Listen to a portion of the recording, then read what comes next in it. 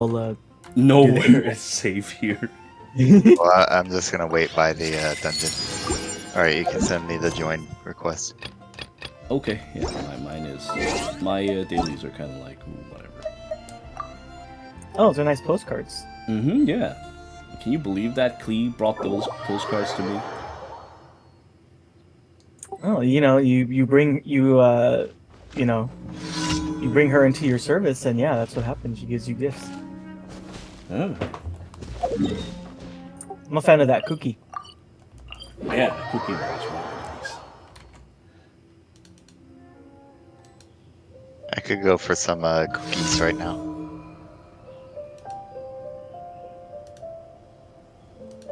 Yeah, aren't these things great? That Klee statue is so scary, though. I can't. I don't even know why I bought it, to be honest with you. I feel like I was possessed the other day when I bought it. I was like, oh man, what a scary statue.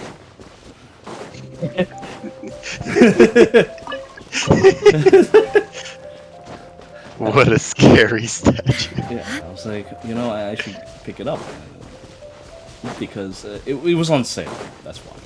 And I was looking to buy some Genshin gifts for my little sister. And I was like, okay, this looks appropriate. It's not. Look how terrifying she is. I don't even know whatever she's serving, whether it's dangerous. Lou. Yes. Oh, he seems to be taking out something to show us. Illusion shattered. Oh no, it's a weapon! Traveler, help me! It's a weapon! And if only you did what I did yesterday, where I was killing them and you still see the cutscene. Because the hilly troll will die in the background while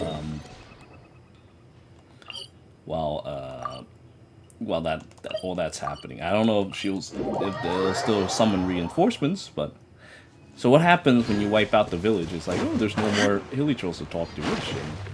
And he just walks away.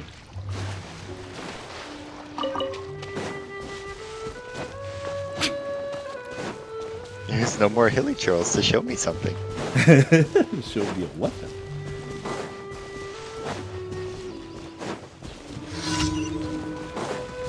Well, that took longer than I wanted it to because I decided to show her something.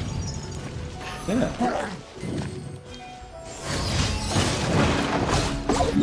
Is that all of it? Oh, no, wait, that's not.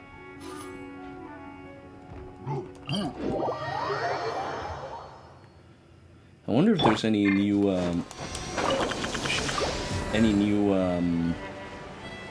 domains that are worth doing in Fontaine right now. I don't know.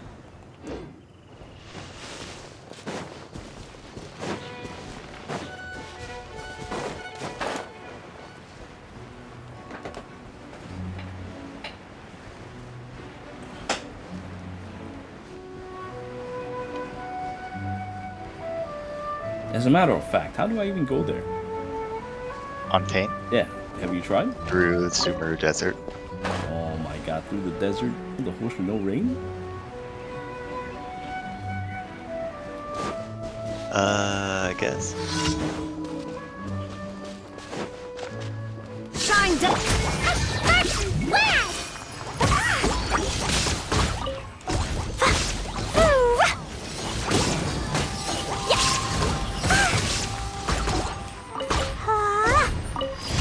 That's all of it?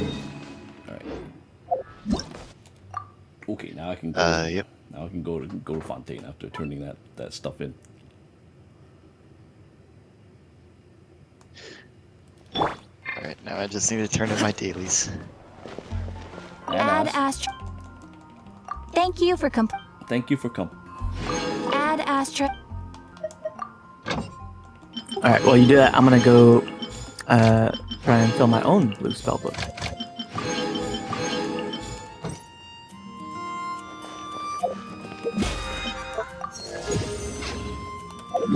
Alright, let's see. Through the desert. Oh, there it is.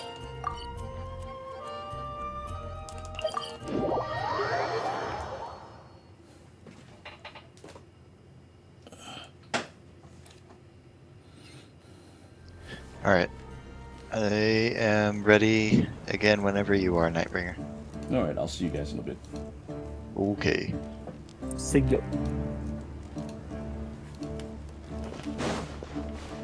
Alright, let's begin our wonderful journey to that Caravan place. Rebat. Now let Paimon... Oh, Paimon remembers.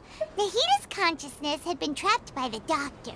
But we followed the clue. So much time has already passed. Paimon just hopes this peace will last a long time. And then Nahita won't have any more... Yeah, guess you're right. Come to think of it, maybe it's all because of you. Maybe you're just a magnet for trouble. Why do I have to put up with this squeaky thing? Anyway, for Nahita's sake, maybe we should think about heading to our next destination. Ah, look who it is. Running into you in a place like this? I can see you two still love wandering around. Oh, it's Dia! But never mind that. I just finished a commission in the desert for a usual... That's when I wonder saw what you two Paimon all the was way saying over about there. Whirlpool, but I chatting kinda skipped away. it. What were you two talking... Well, Huh? You can't say I saw that coming. Bet you bumping into you like this will become a rarity. Hey, how about I gather a few... Thanks, but no need. Oh, Paimon had... Sounds good. All you need to do to get to Fontaine is cross this stretch of desert and navigate some waterways. No. So, when are you leaving? Oh, wait a sec. Paimon just remembered there are still a few...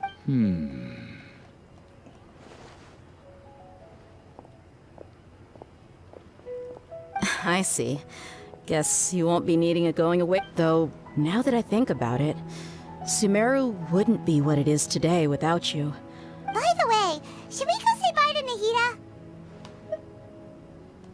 Oh, good point. Then there's no need to... Then, I guess this is goodbye for now, Traveler and Paimon. actually, I'm gonna go Goodbye, check on Dia. Nahita just to see what would Sumeru. happen. And my reaction to the new region. No, not region. Reagion. Oh, it does it teleport me straight to Fontaine? That helps a lot. No, it doesn't. It gives me the stupid desert.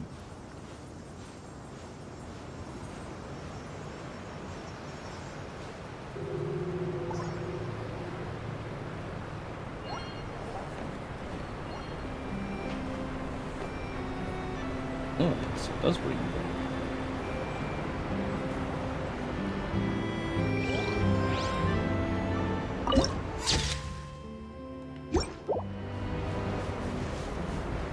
Okay, I don't even need to activate this. Very good. Oh, they actually saved me the whole trip through the desert, which is good because I don't want to explore the desert.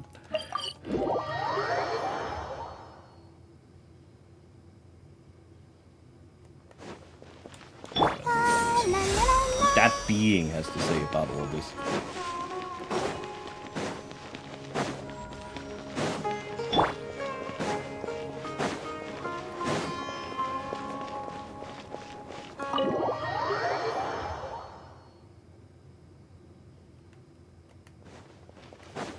Oh, is that being not even home?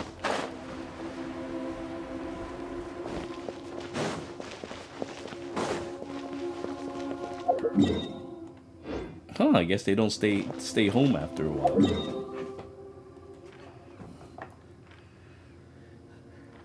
Alright, I guess I have to go and travel over to France.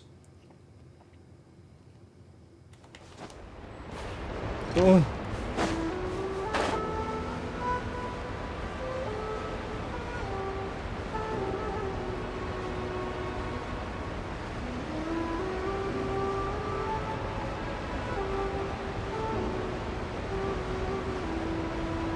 I wonder what the mechanics of this place is going to be.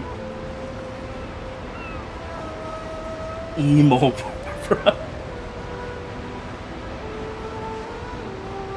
I hope that's not what she is.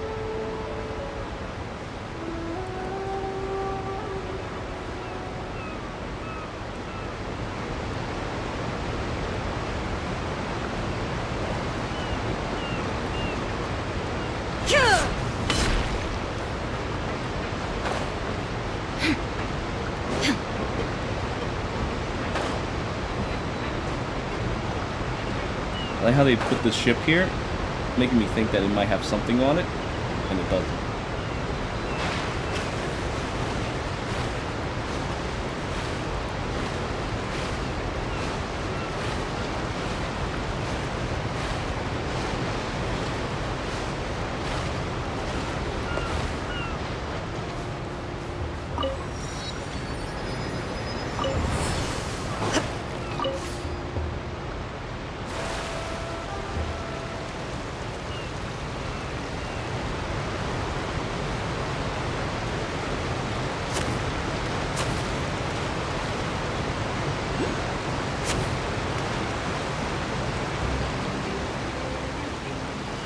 Oh, they're still using that mechanic?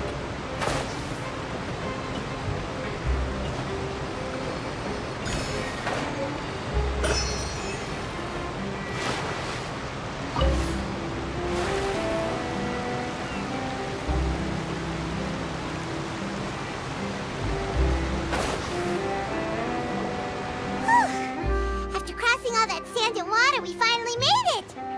Oh, this must be Fontaine's port! Wow! Everything looks so advanced in Fontaine! Paimon's heard that the industry here is extremely developed, and there are all kinds of unusual machines! Just seeing the sights as a tourist is nice, but maybe it would be better if we found something to do! What do you think? Good idea! I like how the first thing we do is go and visit that being. Is probably still our best source for information at this point. Yeah, the more we can. So, what do you think the Hydro Archon's like? Will we get along? Nahida said that she has a very unique personality. Very unique To learn about a personality. nation's Mentally god, ill. start with the nation's people. There seems to be some locals talking over there. Let's go see if we can join the. Now we're bothering people in the middle of their discussions. If you ask me, it's a tragedy how things ended for him. Clearly, he was a pretty decent person. Yeah, I didn't expect that kind of ending for him. I thought he would at least fight on a little longer for his family. I was expecting a sudden plot twist, but it's a pity that it never happened. Still, his story is quite the tearjerker. He was a good man. Well, Excuse I was me. gonna die. Can I help you too? I couldn't help but notice you standing here listening. Hi. We're travelers new to Fontaine, and we had something we wanted to ask, but you seemed to be really busy talking about some kind of play, so we didn't want to interrupt. A play? Who said it was a play? Oh, no. We're talking about actually something did that really happen. happened. In fact, it's a case that was just heard a few days ago. Really? Like, a real trial? But the way you were talking about it and the words you used just now made it sound like some kind of story. Well, good tales are often based on true stories, aren't they? And what you see in reality may also be someone deliberately putting on an act while harboring ulterior motives. Whether something is true or not simply isn't that important. The main thing is whether the story being acted out on the stage is splendid enough. Oh, but it looks like you're not from around here. You probably don't know that the Fontaine Court of Justice is called the Opera Epiclese, or more commonly known as just the Opera House. But, shouldn't court cases be treated a little more seriously than that? Not to question Fontaine's way of doing things. It's just that putting someone on trial is usually a very serious thing. No worries. Other visitors to Fontaine have wondered the same thing. You could say that we just don't want to waste the moving stories behind those cases. And as for your worries about whether the cases are treated with due reverence, we have the absolutely just and honorable Chief Justice Neuvillette, as well as the Oratrice Mécanique d'Analyse Cardinal, a machine created by the Archon. Between the machine and the Chief Justice, false charges and injustice are a thing of the past now. Oratrice? Is it some kind of machine, too? Oh, Paimon's curious. Wait, Paimon almost forgot to ask you our question. Do you know what we should do if we want to meet the Hydro What we should Archon? do? Oh, that's easy. Just go to the Opera House. Lady Furina practically lives there. You could definitely say it's her biggest passion. I think what they mean is that they wish to speak with the Archon personally. In that case, I'm afraid it's going to be a tad more difficult. You'll have to make an appointment well in advance, and it'll depend on whether or not she has any time slots available. Huh. Is the Hydro Archon super busy taking care of official stuff? Wait, didn't you say that she's always at the Opera House? No. Lady Furina seldom takes an interest with the nation's affairs. The reason it's difficult to make an appointment is simply because she's incredibly popular. That's right. After all, she is the Archon. Though she may tend to get a little dramatic from time to time, people can't get enough of her. Huh. First time Paimon's ever heard of an Archon being described that way before. Wait! Paimon gets now! The Hydro Archon is kinda like a big celebrity here, right? Yeah, I suppose you could say that. Perhaps you could even say our mascot. Hang on. This is still Fontaine's Archon you're talking about. You should show some more respect. Yes, you're right. I guess I should at least try to be a little more respectful in front of visitors. Otherwise, I might get arrested and find myself face to face with Monsieur Neuvillette. Come on. Sure, there's a lot of laws here, but nobody's going to be arrested for saying something disrespectful about the Hydro Archon. Alright, I think we get it. Thank you! At least we now know that we can find the Hydro Archon at the Opera House. But who knows how long making an appointment will take? Guess we could have a look around the city in the meantime. Hey! What are you looking over there for?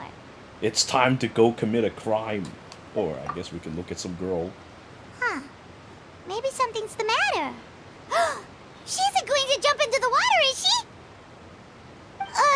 Maybe we better go check on her. I was going to make fun about how it's just like feet deep water, but then again, you could actually die from feet deep water in this game.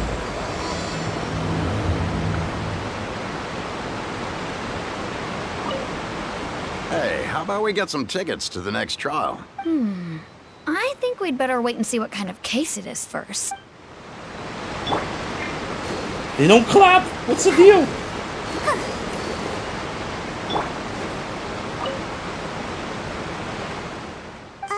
Hello there. Excuse me. Are you alright? Huh? I'm fine. Thanks. Oh, okay then. We just noticed that you seem to be worried about something. About many things, actually. But there's nothing I can do but just keep my troubles to myself. I was just reminiscing about a place my brother and I would play when we were kids. It was just atop that hill over there. See? You're pointing at the sea. Wait, are you saying that you and your brother lived in the water? No people call the waters around Fontaine a sea. It's actually just an inland lake that's filled with fresh water. And no, I can still see that hill clearly in my memories. Now, it's been completely submerged. He would skip and jump, tossing sand in the wind. The sun shone brightly, and the air was filled with the scent of the sea. But now, the water is gradually swallowing our memories. It won't be long before it swallows us. Sorry. Paimon doesn't really get... I don't believe we've had the pleasure of meeting. Are you Lynette's new friends? Oh! Thanks for looking after my sister. She often comes here to reminisce about our childhood, that's all. There's no need for any concern. Allow me to introduce myself. I'm Linny, and this is my sister Lynette. If I had to guess, I'd say you must be travelers from abroad. Nice to meet you. Paimon is... We were just talking with your sister. I see. It's unusual for Lynette to be so willing to talk with anyone. In fact, she seldom speaks at all. I'm usually the only one she ever talks to. Oh, really? Then you two are just like us. Paimon's always the one talking for some reason. Incest siblings. Is that true? You always steal my lines, Paimon. You should just go away! So that's how you think it is? I also think my brother can be too talkative at times.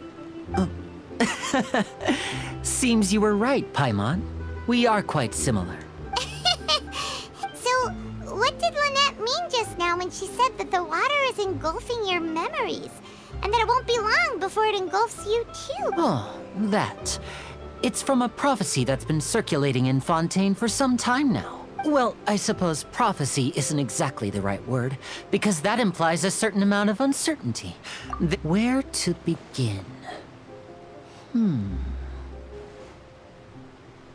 Let's put that question on hold for a moment. We still haven't formally greeted each other yet, have we? Did all the introductions earlier not count? Which anime? Hello, traveler. I feel like there's a lot of incest twins in the other animes too. In fact, I mean, like, we're practically incest twins ourselves. And hello, Paimon. Hey! Why didn't Paimon get a handshake? Please, don't take offense. Just consider it a sort of etiquette. Oh! Alright, by the way, we were just getting ready to go to the opera house. So you're going to see Lady Furina? No problem at all. In fact, I was planning to go to the opera house later myself. I'll gladly take you once I finish things here. Please, follow me. You know what would be nice though? If, you know, you're actually traveling with Lumine instead of Paimon. Dealing with Paimon all day. Also, I see some small thing running around. I don't even know what the deal with that is. And now it's gone. I don't even know where it went.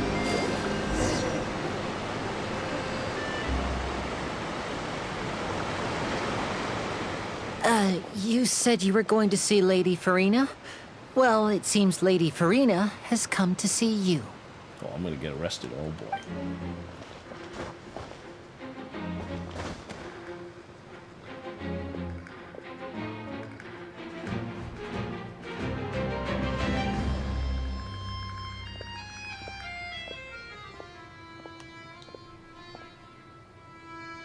I like how you just walk through the ground like that. What is even the deal? Huh. So, she's the Hydro Archon? But how did she know we were looking for her? My dear people, rich and poor, those with cup in hand and those with nothing at all, raise your glasses in celebration. If you don't have one, then just raise your hand in lieu.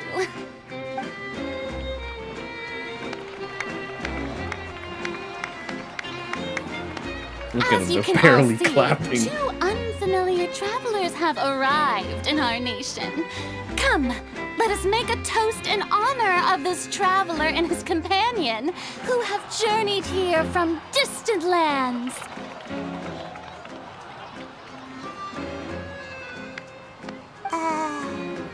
Is she talking about us?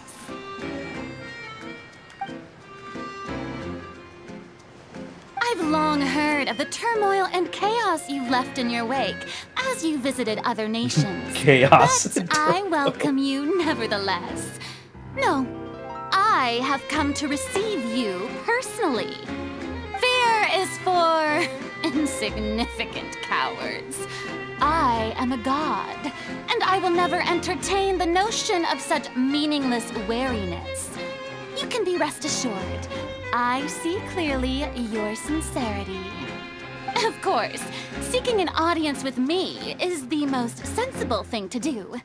It will allow you to truly behold my power and witness my authority. Intelligent people always gather under the correct banner. I, Focalors, hereby welcome you to the nation of Hydro and acknowledge the value and significance of your trip. Now, you may rejoice in this. Yeah, Paimon still can't believe it. Feels like we've only been here for a few minutes. But the Hydro Archon's entrance was, how should Paimon describe it? A little over the top?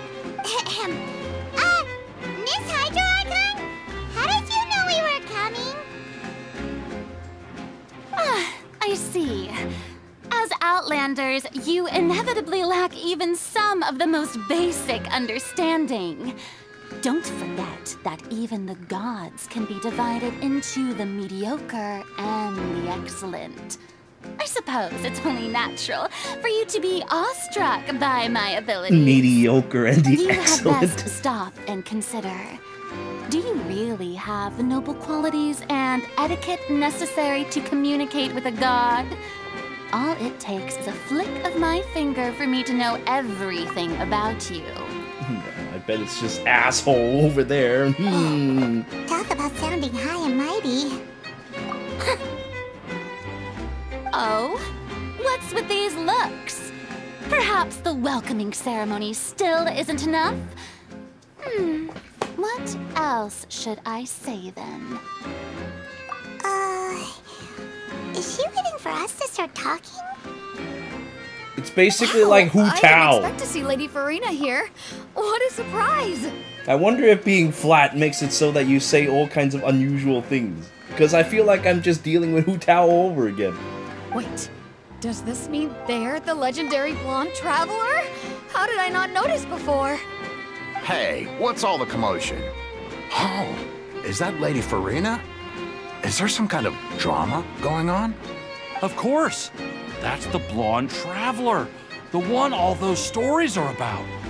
Lady Furina came here to personally see him. Oh, I bet this is gonna be the duel of the century. Ooh, I've got to see this. I knew Lady Furina would never disappoint. If it's actually gonna be a duel. Yes, but don't get too excited now. My dear believers and spectators alike tend to get quite rowdy, and despite the noise, I've come to tolerate all their ruckus. If it's gonna be a duel, I'm gonna use Hu You Tao. may consider this my Flat versus reward flat. to all of you. I have determined that there will be an epic duel between myself and this traveler from another land, just as you were hoping to see. Now she wants to fight? Aren't we getting a little ahead of ourselves?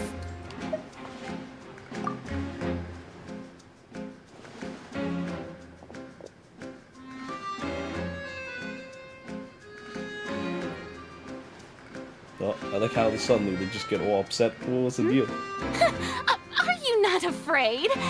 Might I remind you that this is a duel against the divine? What are you trying to do, traveler? Provoking a god in front of her people? Stand down, Clorend. I admire his bravery. Few have the courage to draw their sword against a god.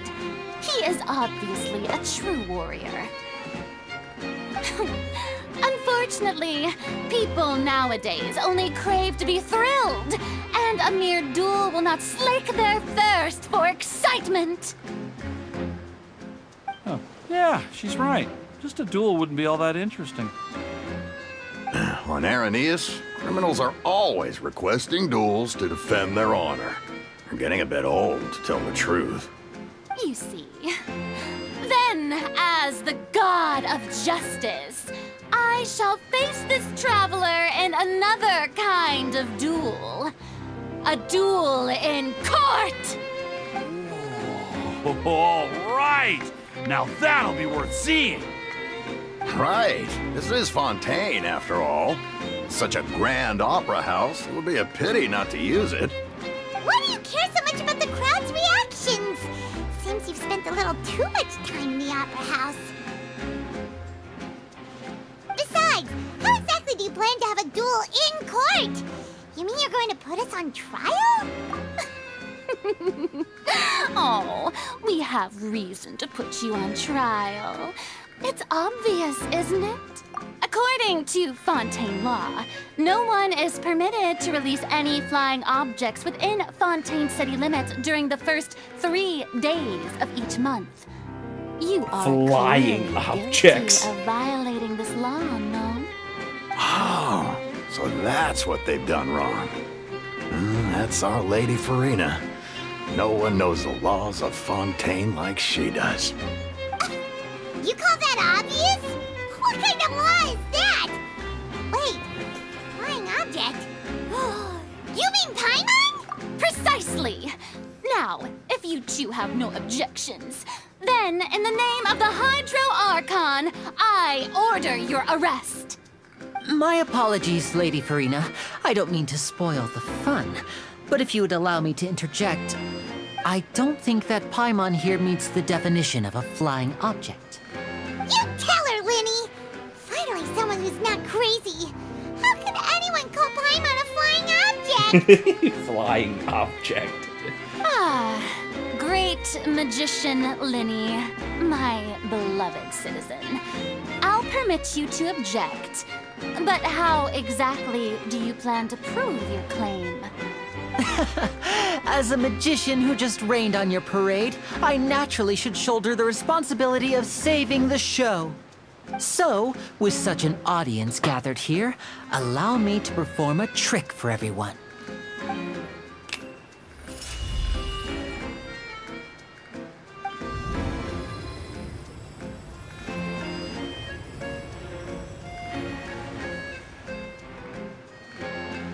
Ta-da! Now Paimon's a slave! Hey, what did you Ta-da! Paimon's a slave! Do we really need a flashback for that?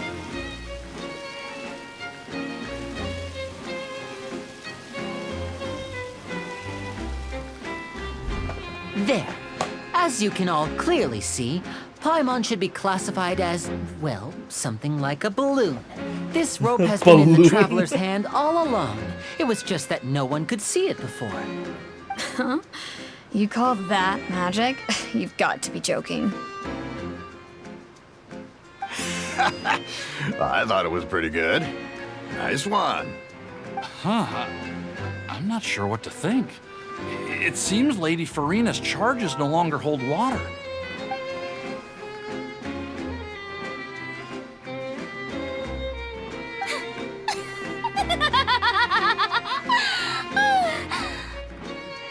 Amusing. Very amusing, Linny. Just the sort of unexpected twist that I enjoy. Look at those fists, With she's you gonna here, beat us up now. Today's Oh, no. performance can finally be called complete. Performance? You see all this as a performance? In which case, consider the matter of your trial resolved. The god of justice will not bring charges against an innocent person. But when there are valid grounds, I will not only judge travelers from abroad, but even the gods of other lands. I look forward to seeing your upcoming performance at the Opera House, Mr. Linny and Miss Lynette. That's enough for now. Toodaloo!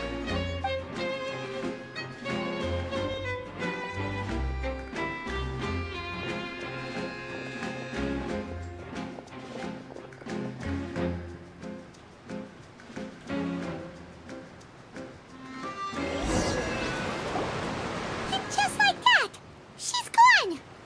Well, that's the most unpredictable Archon Paimon's ever seen. He never even had a chance to ask her anything.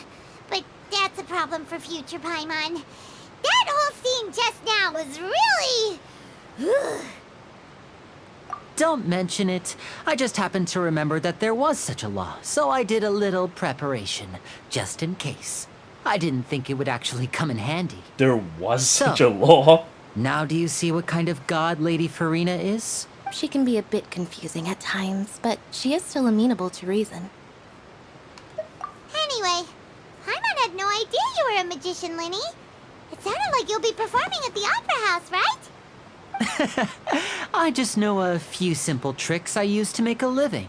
Lynette is my assistant.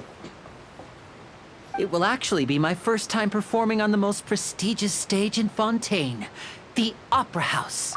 I think Phoenix Wright would probably win because Furina seems to me like the type of person who would rig evidence and stuff, and Phoenix seems to have a good chance of winning because he deals with that all the time. But isn't the Opera House where criminal trials But then are again, I held in don't know. Fontaine? Maybe not. Maybe she doesn't temper with evidence. She just says weird ass things. When there are no public trials being held, the Opera House hosts a variety of other performances. To the people of Fontaine, the line between a trial and a performance can be a little blurred. And speaking of performances, I would be remiss to forego this opportunity gifted by fate. Might I invite the two of you to see my performance? My brother's always excited to make new friends. Oh, sure. We don't really have anything to do now, and we wanted to go to the Opera House anyway. Splendid. In that case, why don't we go... Oh, you really mean it? Then I'll take you up on... This is a magical item known as a magic pocket. Perhaps you can help me distribute them to the people here. Huh? What are they going to use it for? About that... You asked me before about the prophecy, right? Let me start by telling you a little more about what it entails. I'm not sure exactly when it began, but a prophecy has been circulating around Fontaine. It says that every person in Fontaine is born with sin. No matter how the nation of justice holds trial after trial, this sin cannot be absolved. Until one day, the water levels in Fontaine will rise, and the sinful people will slowly be drowned. In the end, the people will all be dissolved into the waters, and only the Hydro Archon will remain, weeping on her throne. Only then will the sins of the people of Fontaine be washed away. That sounds pretty gloomy. Why are people in Fontaine born with sin? What is that supposed to mean? There are lots of guesses. Some say that the ancestors of Fontaine stole the power of the seas and stirred its wrath. Others say that the people of Fontaine never heeded the first Hydro Archon's warnings and offended Celestia. But here in Fontaine, evidence is what matters.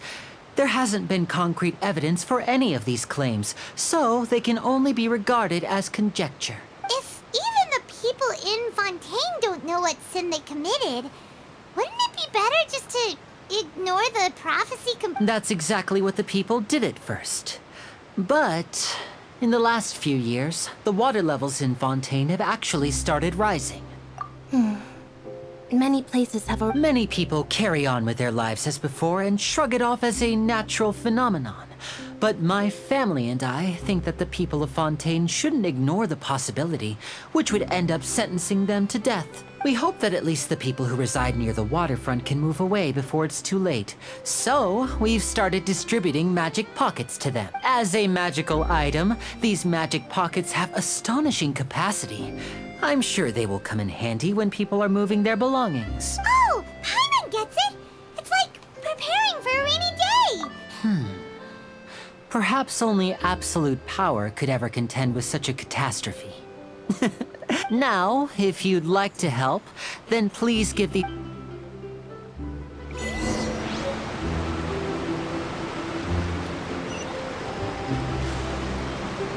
Oh, we can give one to the cops. What's this? So you also believe in the prophecy. Keep it. I won't have any use for it. What? You mean you don't believe in the prophecy? No, I believe in the prophecy. But I also believe in another story. The story says that people once lived in the ocean.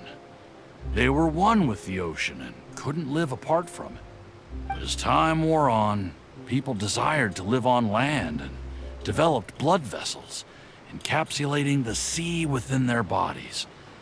Thus could people set foot on land.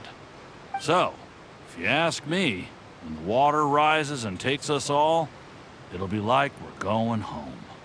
Oh, we hadn't heard that one before. But people can't live underwater. They'll die. Don't die! You should probably still take it. They'll die! All right, I'll take it. I guess I just feel that being dissolved into the water doesn't necessarily mean death.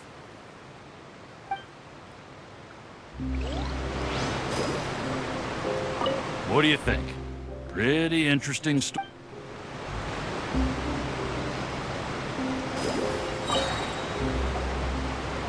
So you're the blonde traveler that everyone's been talking about. Oh, a magic pocket? Seems you really thought of everything. Thanks. Please, also thank the magician on my behalf.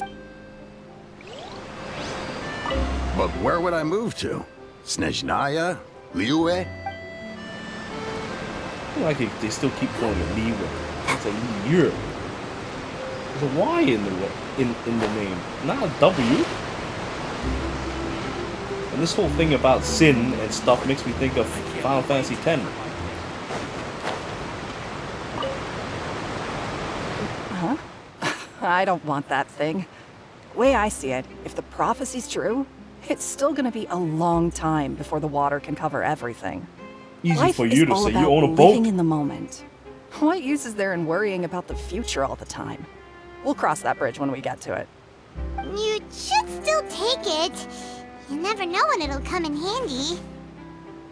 Oh, all right, fine. Thanks. It's just that if I start moving, that means I've already given up on the life I have now. I'd really rather not. I really can't imagine what it would be like if... Man, what's with the people here? They don't clap. They don't clap to Barbara's evil. Which they should. Oh? You already handed out all of the magic pockets? That was fast. So, what did... Yes, but that will change once disaster strikes. I know they'll change their minds, so it's only right to help them prepare. Is there anything else you need to do before we leave? Don't talk about Hot Pockets right now. I'm kind of hungry. Yes, one last thing. I have the magic pockets made by a workshop in the court of Fontaine.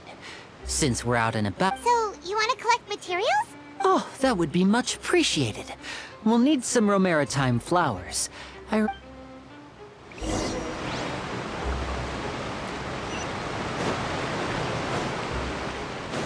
Officer, please clap. Clap! These people are all dead inside. They don't clap.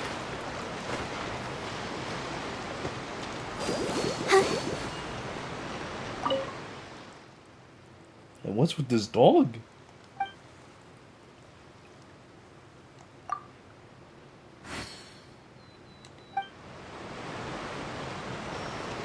It has nice eyes.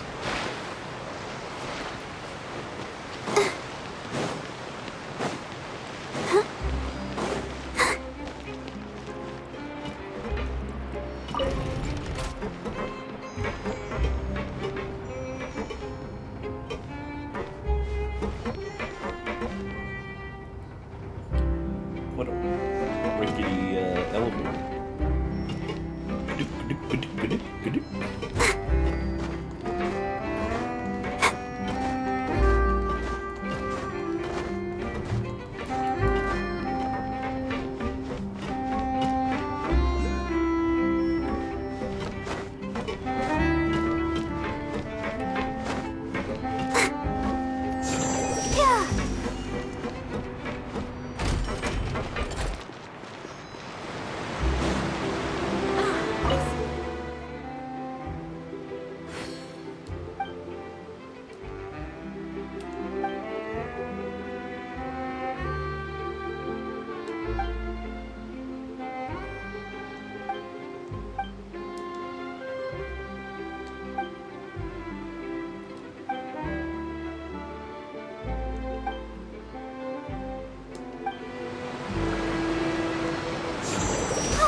What are these ridiculous things supposed to be?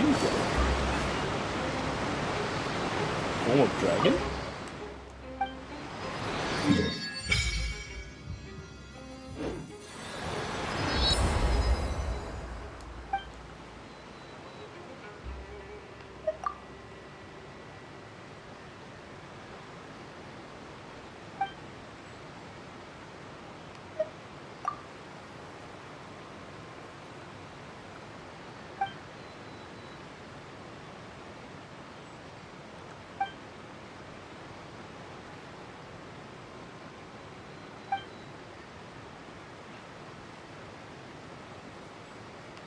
You could try doing something for once.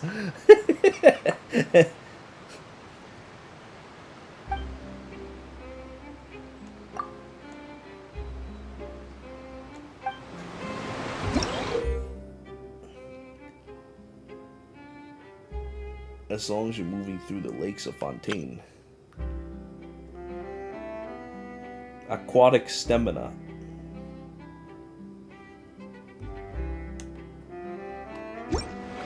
Oh, great. So now in Fontaine you don't even drown. How wonderful.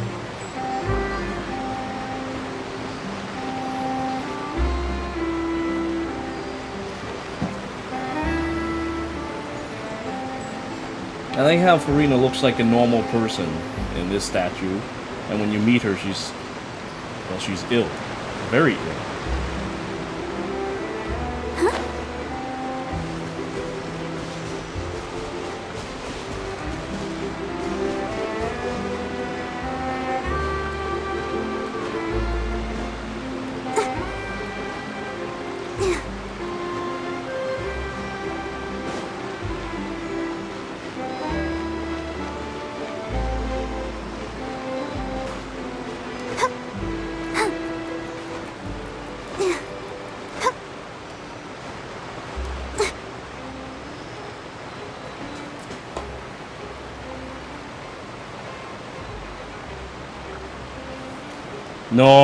No way. Are you serious?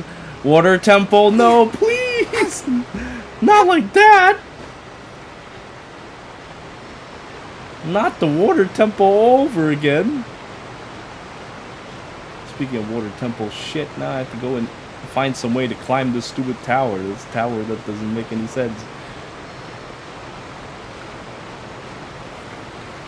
Like, who the hell builds this thing like that? Maybe I can get on the ledge over here and I'll be Kim Jong okay. Like this.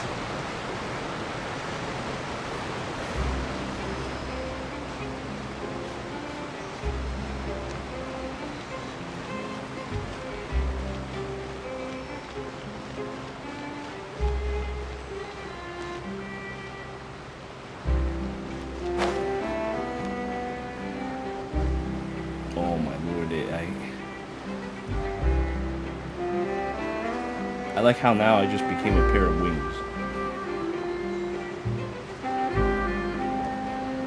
So where is it? Underneath that mushroom looking thing? Oh my god, it was on a boat all along. Are you kidding me? You would think that these things would be like on the top.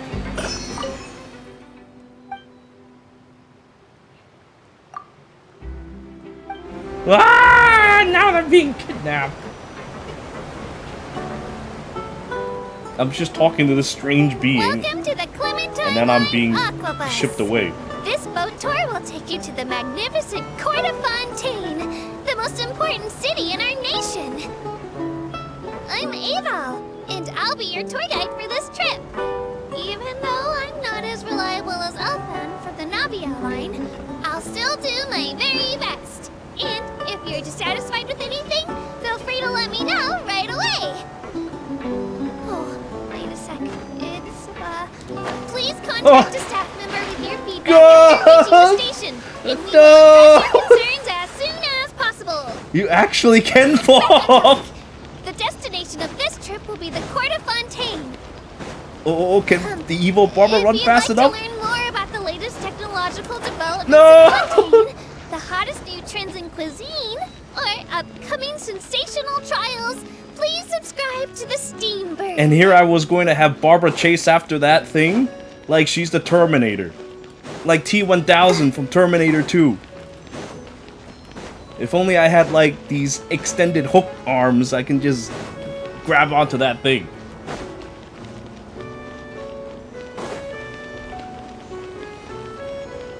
Yeah, come on, Terminator Barbara, you gotta get over there.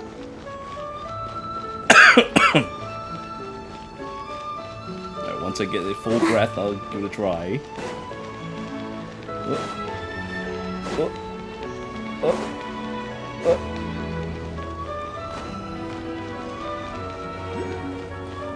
It's no good. I don't think I'd be able to make it back.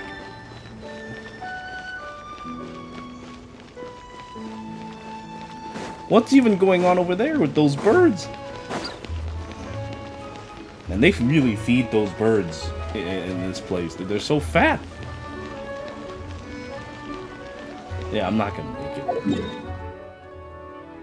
No, I'm not gonna make it. I'll just go back to doing what I was doing.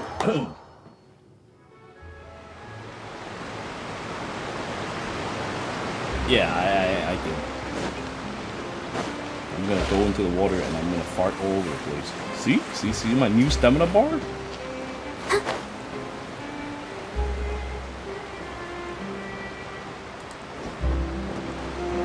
Yeah, I really pity the people who has to live down here because now they're gonna have to deal with the Barbara Dive Bomb! We have to use Hydro to collect for maritime flowers.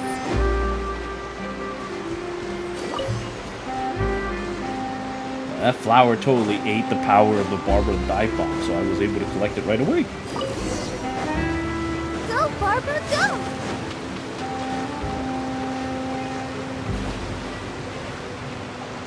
Alright, so... Wait, is this considered in Fontaine or out of Fontaine? Would I die? Yeah, I better go back. Since my, I don't have water stamina, I'm going to die. Go, Barbara, go!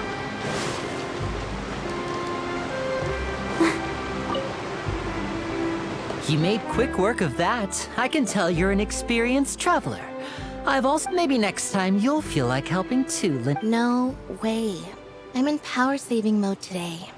Otherwise, I fear I may not have any energy left for the performance at the Opera House. Power-saving mode. Fine. Though the performance is still a long way off. Now that we're finished... So, we're going to the court of Fontaine before we head to the Opera House? Good. Paimon wants... Yeah, I like how they just ignore Paimon and just walks away. Smart choice. Wait, shh. Have you noticed that person over there? The young girl. Huh? What's wrong with her? Paimon didn't notice anything. She's obviously a thief. Magicians and thieves practice similar methods. We divert attention, and a distracted audience is one that won't discover what you're really doing. Watch her movements carefully.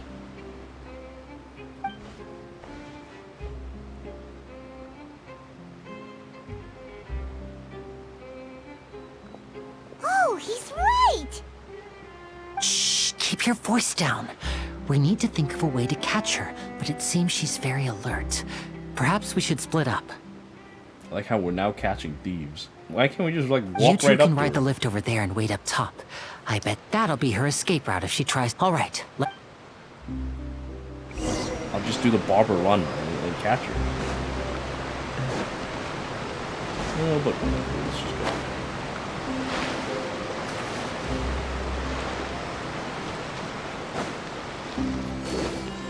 go. I mean, we have this hard-working hound that's supposed to be catching thieves. It's just standing there.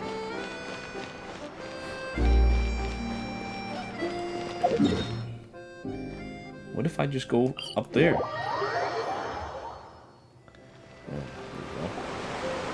This is the spot where Linny wanted us to wait.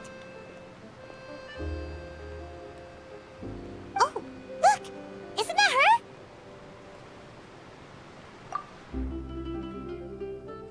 Oh no! Did she notice us? What should we do? Should we chase her? You're right. She might also be Nothing's happened for a while now. Paimon wonders if Linny caught the thief. Yeah, let's go.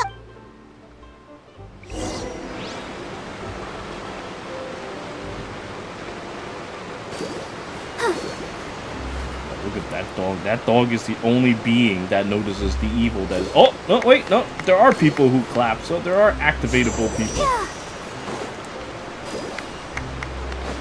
Perfect when I took these photos. Change you as a person.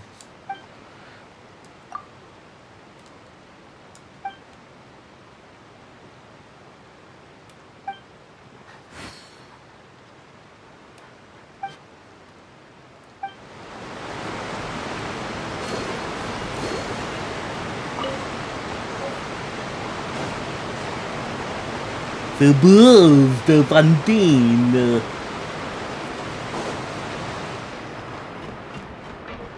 So now I have to go down? Oh no. Are you sure that's all she took? You should check to make sure you're not missing anything else. No, that was all. Oh, I can't thank you enough. I didn't notice a thing earlier. Anyway, I should be going now. Thanks again. Oh, were you returning what the thief had stolen? That's right. Pity I wasn't able to catch her. She distracted me by dropping the thing she stole on the ground. By the time I looked back, she was already gone. I saw the general direction she went, but Lenny twisted his ankle, and I needed to make sure. Oh, did you get... I'll be all right. It's just a twisted ankle, that's all. If you want to play at being a hero, at least try not to get hurt doing it. Imagine... You're... I have to admit that but at least we were able to get the stolen items. What a slippery little thief! Guess things... All right, let's put this little detour... Let the show begin. Let the show begin.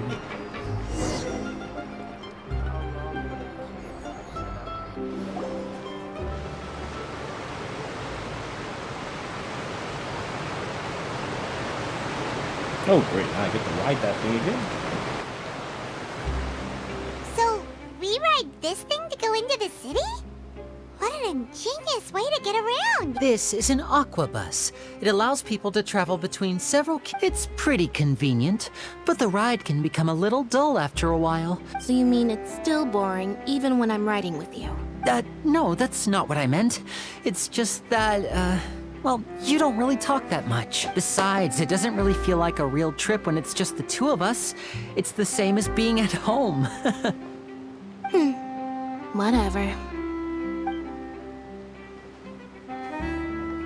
Guess that's what it's like to be an older brother. It's about time for us to leave. You know, I find it funny I could jump off the bus like that. I thought that I would be prevented from doing so. Oh no, no, no! Some evil being is chasing after us.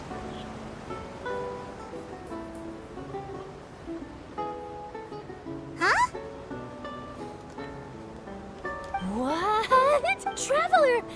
Paimon! Charlotte! Oh, I never guessed I'd bump into you while riding the aquabus.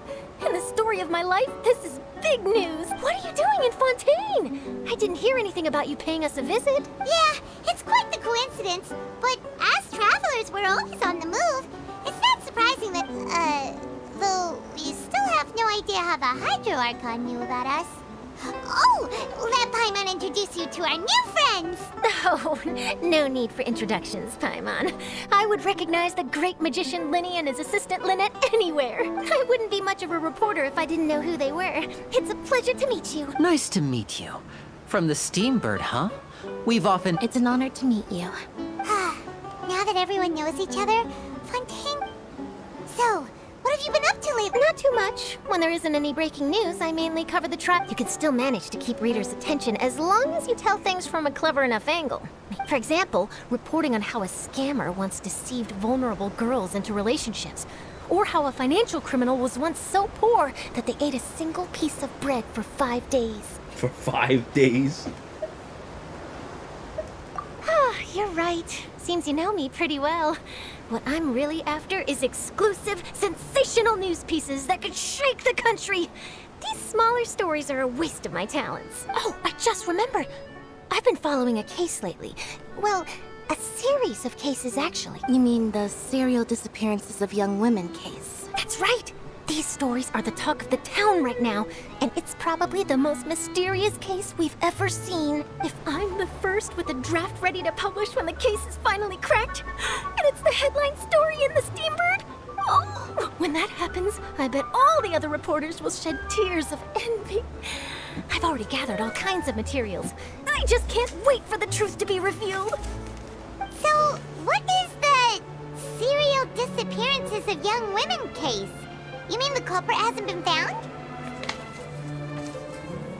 That's right. The first missing girl case happened almost 20 years ago. And ever since, after a period of time, another girl disappears.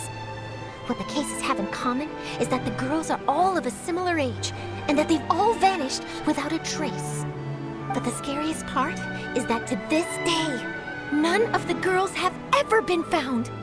Many suspects have been arrested over the years in connection with this case, but shortly after each arrest, another disappearance would always happen. Yes, it's possible. But either way, I believe that every case has some precise truth behind it. Yes, I agree. And at the very least, the family of those missing girls deserves some sort of explanation. I just imagined for a second what I would do if Lynette were to suddenly disappear. I'd pay any price to get her back, and then find a way to track down the culprit. Please don't imagine that, Lenny. I like how you just call her Sakura. That's horrible. She does do something, right? And I can't jump off the bus this time. What a shame.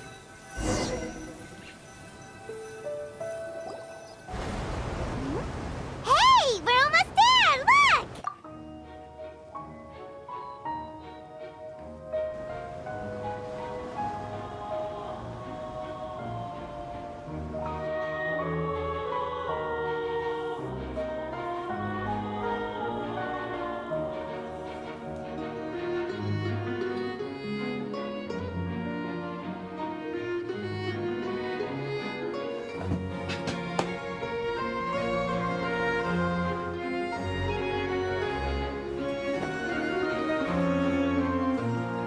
Yeah, so she can't possibly be as useless as Sakura.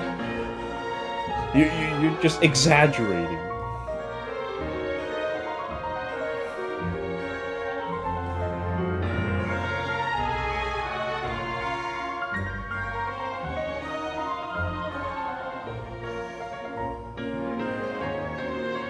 Well, I really enjoyed chatting with you.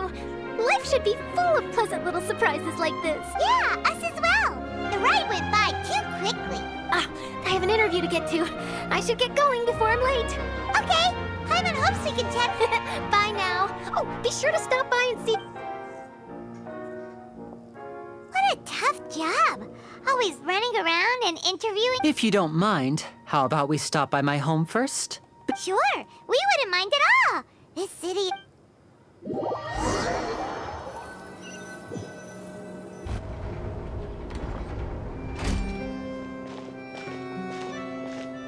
That's your house? Your house is this thing?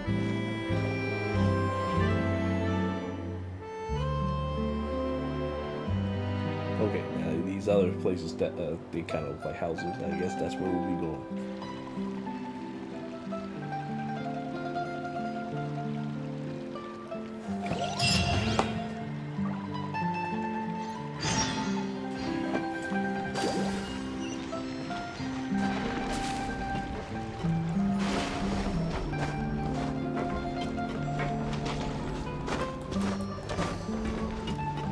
Yeah, I wonder why they even bother with fart gas in the water when you can, like, look at characters' ass anytime.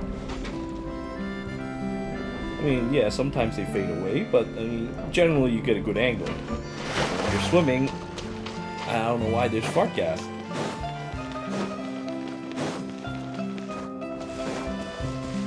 Go, Barbara, go! I just saw the interior of that. Oh! I was just looking at the interior of that grass, of that hedge, and then I saw something unusual, and I can't do it again.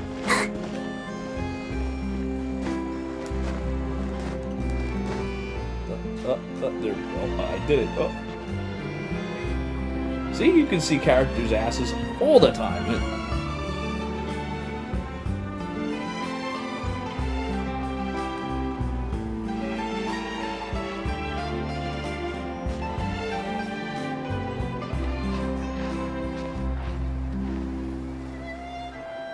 You know what? I'm kind of hungry, so I'm gonna leave my character in this pose while I get my food, so people can come in and see this.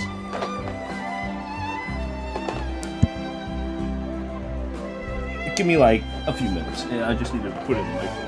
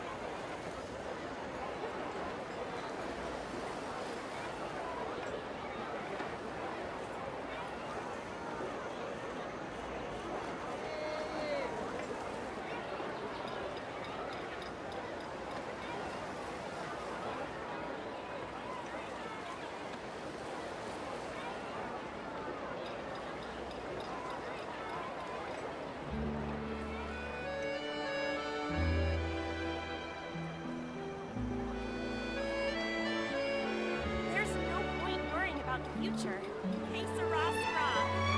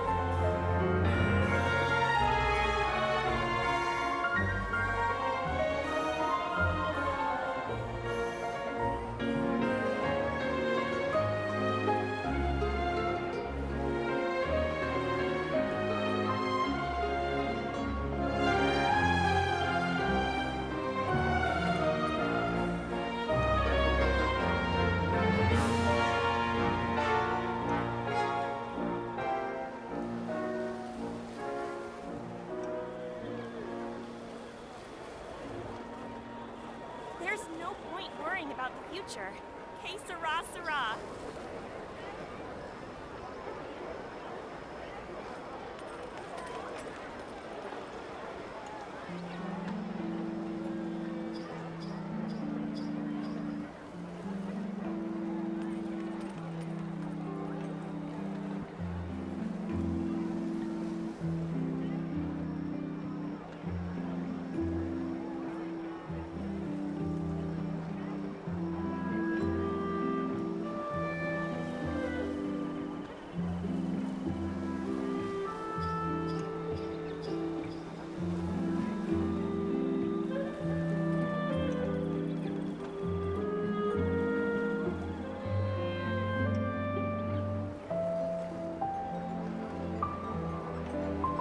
The produce will be nicely watered. Oh man, I can't believe you said something like that. Here, I gotta show you something. I don't know if you've seen it. I showed it earlier, but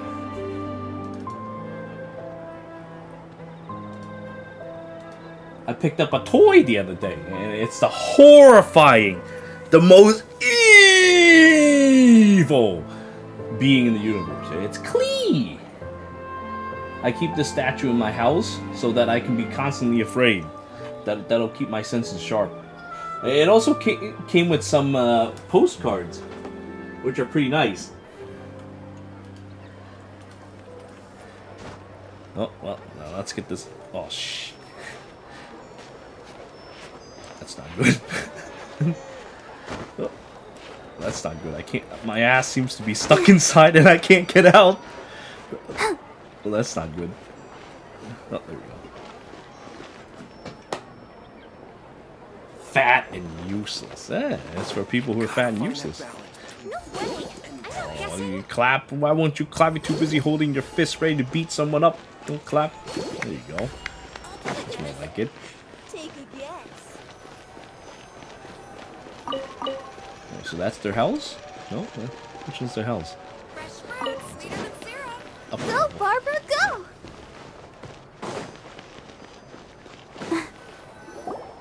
This is our current abode. Ah, Fremine, you're home. Where did everyone else go? I have some new friends that I would like to introduce. Oh, they all just went out a moment ago.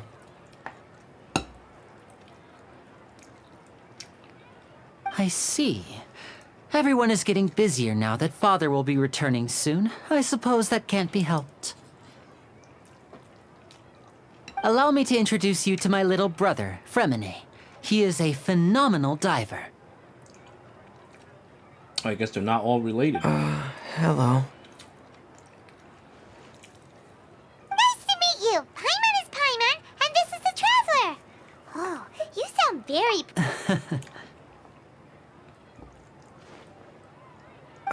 Lenny, could you come here for a moment?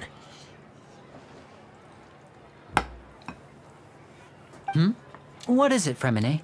Do you have something to tell me? I wonder if he talks really slowly in the other languages. Because it seems like he does this thing where he just speaks, and he keeps speaking.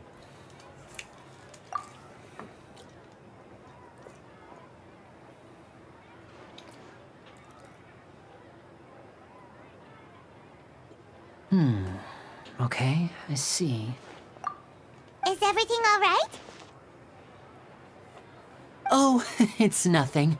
We were just discussing a little housework. Sorry for the interruption. Oh, before I forget, the Traveler and I collected more materials to make magic pockets. Were you able to get any, Fremine? Yes, I went diving and gathered lots of materials. I was about to give them to you. That's our Fremine, always quick with the underwater work. All right, I'll take these to the workshop. I can see who's about to become a 4-star character.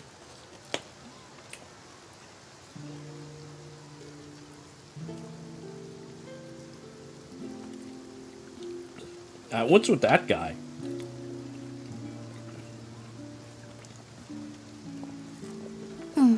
Looks like rain. Oh, you're right. But wasn't it clear and sunny just a moment ago? Fontaine's weather sure is weird. I'm afraid that's just how it is here. It often rains on days where there are trials being held in the Opera House, but don't worry, it'll clear up soon enough. What's wrong, Fremine? There's a legend about the rain that I tend to believe. It's said that a dragon of water once resided in Fontaine.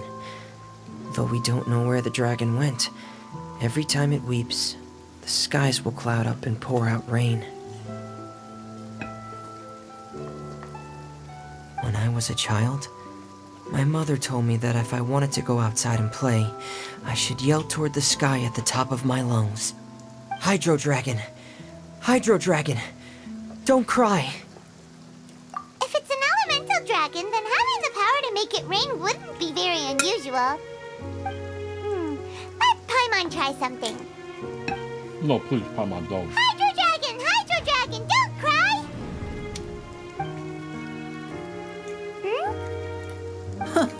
Doesn't seem to be of any use. It is just a legend after all. You know, you might be a more popular magician if you understood the concept of romanticism. Or could at least play along. Sorry. It might be because we've never met the Hydro Dragon. Perhaps it can't be comforted by the words of strangers.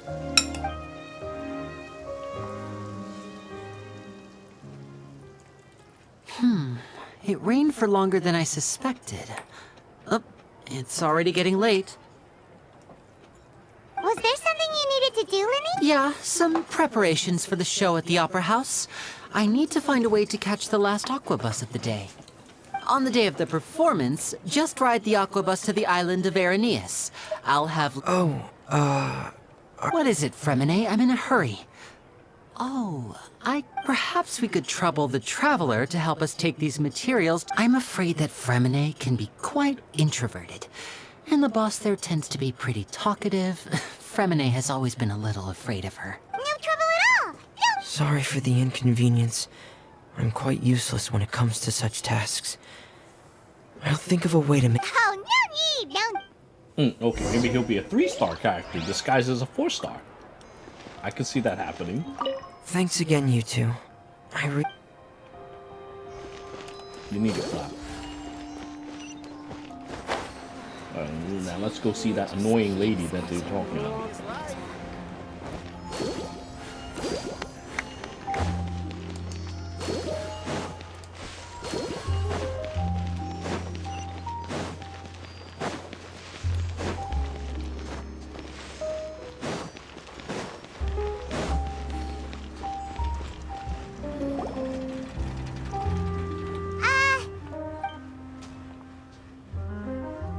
Oh, hello there.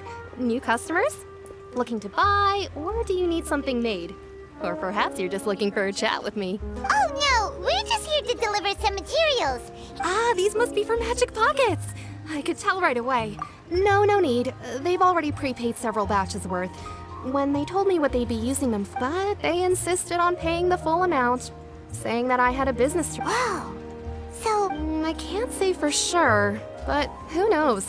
Maybe there's good money to be made being a magician in Fontaine. Hey! Is this machine what you use to make... Why use your hands when a machine can do the work? It would be a waste not to use the latest technology. And wasting is a kind of crime. But where does a big machine like that get its power from? Well... It's a little complicated. I'm not sure I can put it in layman's terms for you, but basically... Everything we usually use here in the city is powered by indemnitium. It's a type of energy that's produced from trials. Huh? How can trials produce energy from trials? The fuck? Well, I'm not completely sure of all the details myself, but basically... So do you like perform trials and just suck energy from people? What is the when deal? A trial is in session, the Oratrice Mécanique d'Analyse Cardinale harvests people's belief in justice and converts it into energy to be used all around Fontaine. So that's what its other function is? Paimon heard that the Oratrice was created by the Archon to make judgments. But Paimon still doesn't get it. How could something unreliable like people's beliefs be turned into a stable power source for these machines? Oh, yeah! So that means the Hydro Archon relies on the machine to take the energy created by belief and turn it into power for all of Fontaine, right? Even though I've never heard anyone really put it that way before, it sounds like it makes sense. Besides indemnitium, we have another type of energy called Mumusia. It isn't produced by the power of the Archon, but it is unstable by nature. Even now, it still cannot be widely used by civilians. I thought I'd find you hard at work, but here you are chatting the day away. Since you're already talking, I'm sure you wouldn't mind a few words with me. You again? Didn't I already promise you that I'd have the more I owe to Confrérie of Cabriere by next month? Why are you hounding me now? Yeah, but how do we know that you won't go running off by the end of this month? I want 50% today. Wait, no? 70%. Huh? You... Seems business isn't so great for the workshop. We've already finished our job and delivered the materials. Maybe now's a good time to leave? Yeah, we're just gonna leave her beaten by these debt collectors. How wonderful. Hey, hold on. Before you go around trying to collect payments, why don't you settle your own debts first? If Confrere of Cabriere wants to poach clients from Northland Bank, that's fine. But I'm afraid you still owe the bank a hefty sum of mora. So why don't we work things out between us first, before you get back to your little conversation here? You're from Northland Bank. But we said we'll pay everything we owe next month. Why are you hounding me now? Traveler, Paimon! I didn't think I'd run into you here in Fontaine. What are the chances? We're surprised to see you too. What are you doing here in Fontaine? You didn't want to stay in Snezhnaya? Long story short, I've already been in Fontaine for some time now, and honestly, things have been pretty boring. But it seems that fate brought our paths together today. Not only will I have some good friends here now, but ones who always seem to find trouble. Either way you look at it, it seems things are going to get a lot more interesting now. Pretty sure we'd want to avoid anything that you'd find interesting. Besides, our trip here has gone pretty well so far. Right, Hey, you, Northland Bank boy. Aren't you forgetting something? Oh, Don't interrupt. Please, It's pay. not often I run into the Traveler like this. Why don't you wait for me over there for a while? Wasn't he just complaining about being hounded and now he's doing this? What's his deal? You kidding? Aren't you the one looking for us? You really expect us to sit and twiddle our thumbs while you catch up with your friends? Listen to me, boy. If you want your mora, fine. Why don't you come and take it? Hey, I just said not to interrupt. Oh, by the way, Traveler, the last time I took Tonya and Tusser ice fishing, Tusser said... Hey! That's way over the line! All right, boys, let's see who has to pay up now! Can you at least let me finish one sentence? Fine. Though the bank told me not to get rough with our clients. You're the ones who started it. This is an act of self-defense. You two will have to be my witnesses, okay? I'm sure this won't take long.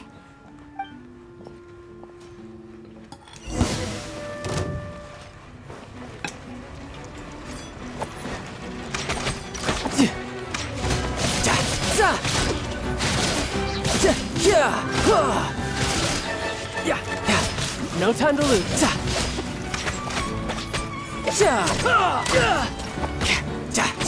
You can run, but you can't hide.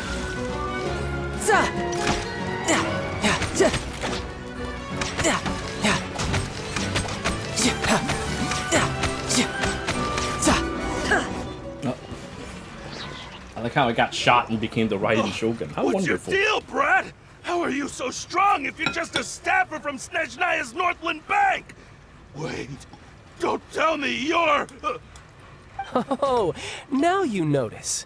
It's a little late, don't you think? Just make sure you understand that you don't mess with Northland Bank. Got it?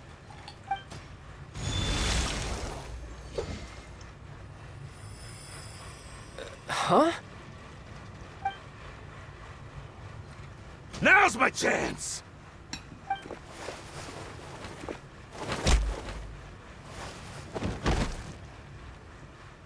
Huh. That was weird.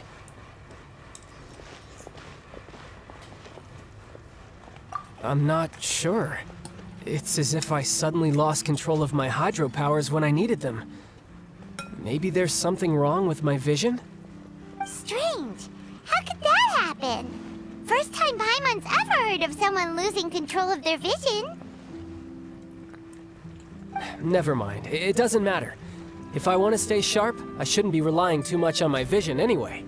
Besides, I always have my delusion in case I need it. So what are you doing in Fontaine, child? And don't say it's work for Northland Bank. Well, I guess it's because I've been in a bad mood lately. Huh? What kind of reason is that? Wait, since when do you feel down about anything? I don't know. Maybe I still have a lot to learn about myself. But recently, there seems to be some sort of restless power stirring inside of me. And I don't know why, but every now and then I feel like I'm in a terrible mood. Maybe you losing control of your vision just now is connected with that power you're feeling inside. That is a possibility.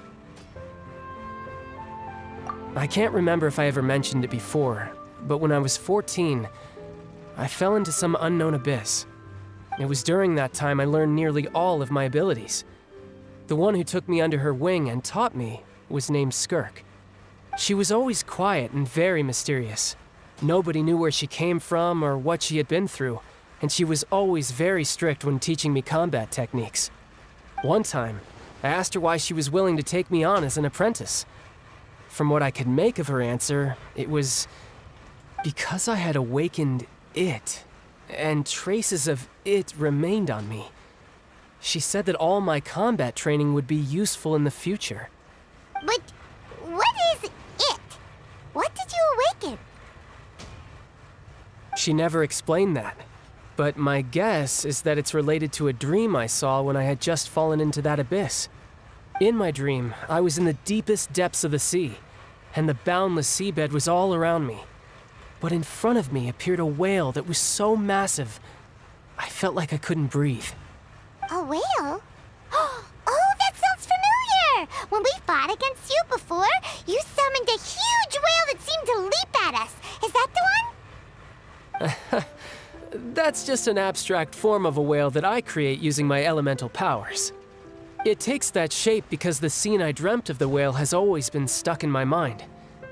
I'll never forget it. So you used the whale as inspiration for one of your moves? Huh. Seems a little twisted to Paimon. So why don't you just go ask your master?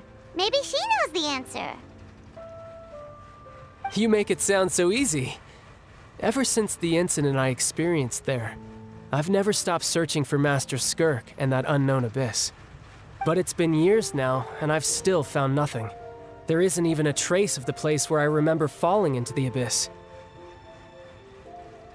Oh, it sounds like some kind of ghost story. Yeah, I'm out of leads at this point, but there's nothing more I can do. It seems that strange encounters in this world tend to be elusive like that. Oh, seems the time really flies when I'm talking with you. I just remembered I have somewhere else I need to be, so I should get going. What? More work for the Northland Bank? No, it's more of a personal appointment. Lately, I've been sparring with some of Fontaine's official champion duelists whenever I'm feeling bored. Official champion duelists? You mean it's their job to duel? Yep, in Fontaine, before a criminal goes to court, they're given one chance to defend their honor by requesting a duel with an official champion duelist. The champion duelists are all-powerful fighters selected from among the nation's best, and the duel itself is a no-holds-barred fight with no specified stopping point. So engaging in such a duel is regarded as a symbol of defending your honor. If a criminal manages to win the duel, they'll be acquitted. But if they lose, they'll have no choice but to stand trial. And the worst-case scenario is that you're simply killed in the duel. Though it's rumored that Fontaine has a death penalty, from what I can tell, no one has ever been officially sentenced to death. So really, the only people who opt to duel are those who have suffered a grave injustice in being accused, or those who greatly value their honor. Otherwise, why gamble with your life? So, do many people actually get out of their trials by winning the duel? Apparently, it's exceedingly rare for anyone to actually win. Fontaine probably enacted this system as a way to show that the nation respects the honor of its citizens. Besides, none of the champion duelists are to be trifled with, which is exactly why I was itching to face them as soon as I got to Fontaine. Apparently, the one I'm meeting today, Clorinde, is the strongest of the champion duelists. I had been asking her for some time before she finally agreed to face me today. Well, that's child for ya. Paimon feels like we heard that name somewhere before.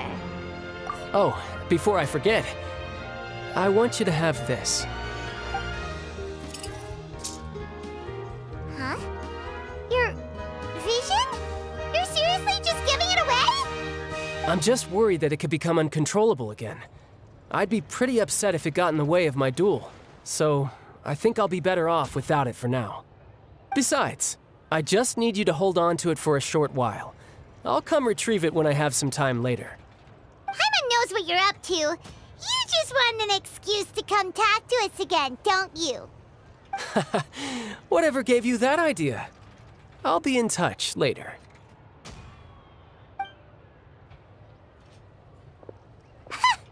That sneaky guy. He said he's been feeling down lately, but he seemed the same as ever to Paimon.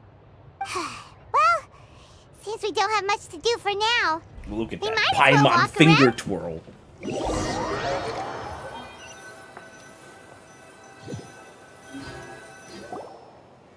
Wow! Who could have seen that coming? The reporter who was barely around for most of the story was the murderer all along! Sorry. Paimon was just surprised, that's all. Yeah, I can't believe Charlotte is the murderer. The murder mystery novels here are amazing! The whodunits here in Fontaine are a lot different than the light novels you see from Yai Publishing House. Both have "It's so exciting to reach the moment when the mystery is uncovered." Oh, sorry about, hey, shouldn't we be heading to the Opera House to see Linny? Linny said that the Opera House is on Aranias, so let's go ride the Aquabus! Man, I really wanted to duel Furina right in the beginning, but it turns out that she's just a little bitch. As soon as the duel is even, like, accepted, she just backs out! What's even the deal with that? Illusion shattered! Alright, anyway, I'm gonna go and put these dishes away real quick, and then I will continue. Just give me a moment.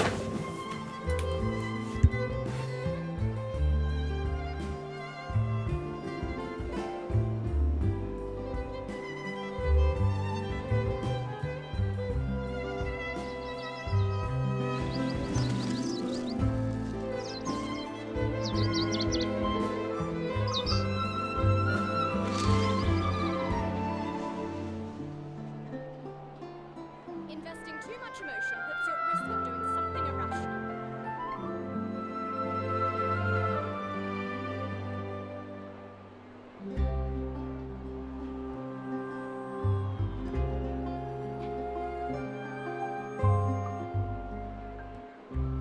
All the world holds dear is but a backdrop of constant motion. I stand before it, alone and unchanging.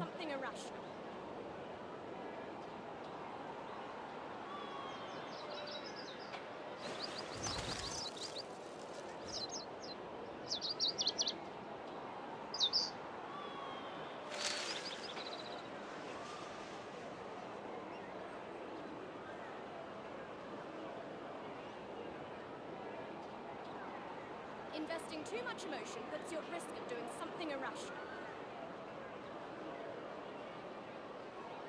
The world remains constant over the centuries, but human life is like the dew at dawn, or a bubble rising through water. Transitory.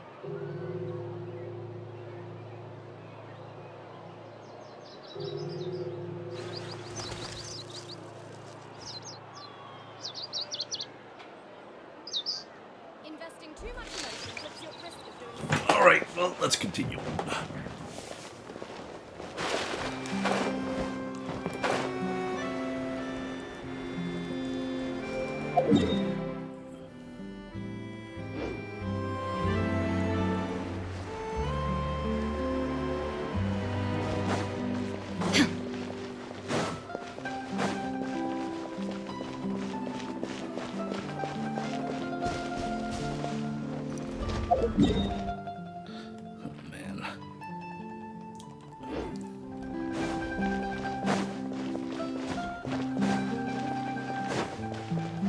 What a troublesome place to get around.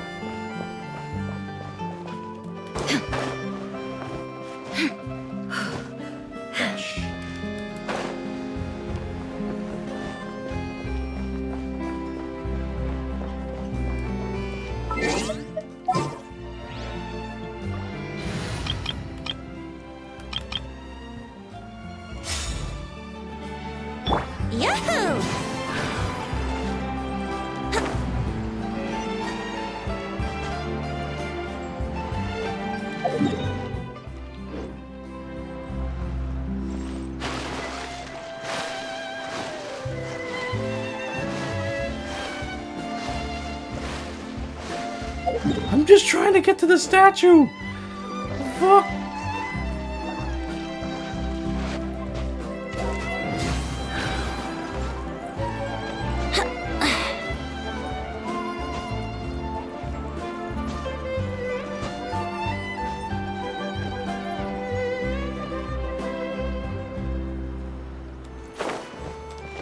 Huh?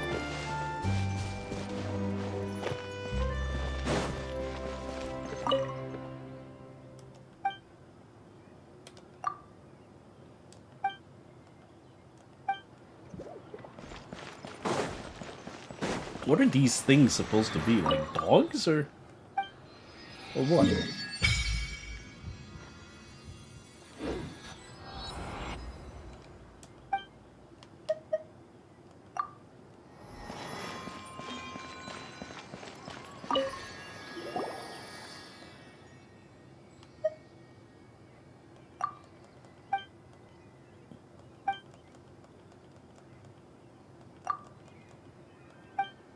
Unsiv.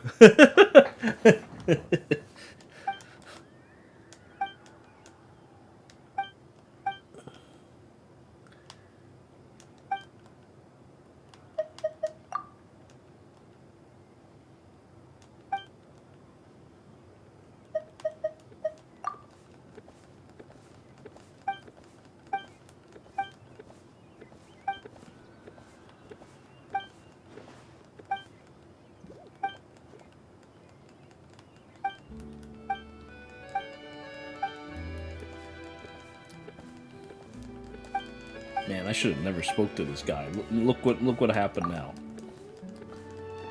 I still have like a million world quests from like Sumeru that I haven't even done. For fuck's sake.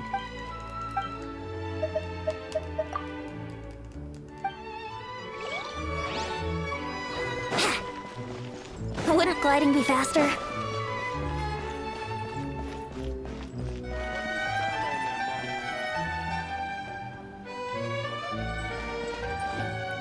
Really, can a guard dog really look like this? Looks absolutely ridiculous.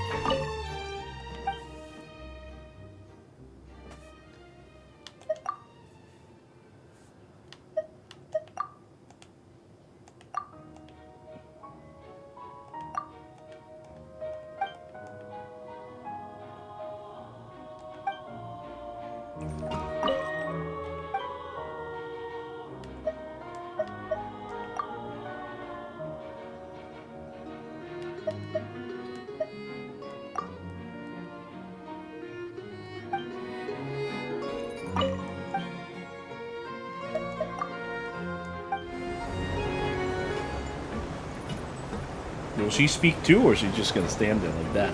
Welcome to the Navia line. I am Elfan. The boat will be departing imminently. Please do not stick your head, hands, or other body parts outside the boat. The Aquabus operator is not responsible for any accidents or injuries resulting from doing so. Also, please remember to buy the Steambird, though I don't read it myself. The destination of the current tour is Erinias. Points of interest worth visiting include the Fountain of Lucine and the Opera Epiclese. If you look to the left in the direction we are currently traveling, you will see the famous Fontaine Research Institute up in the sky. An experiment gone wrong turned new sightseeing opportunity. Human ingenuity truly is a wondrous thing.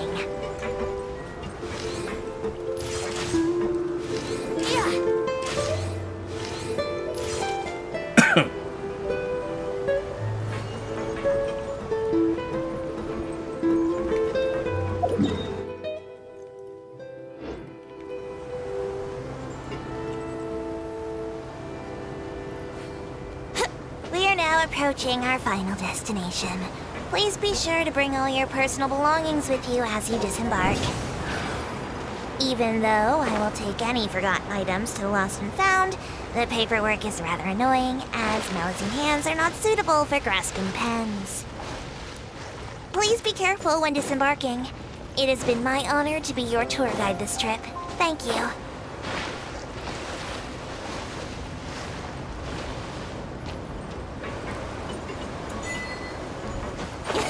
Welcome to Fontaine. Yeah, they might be slaves, yeah.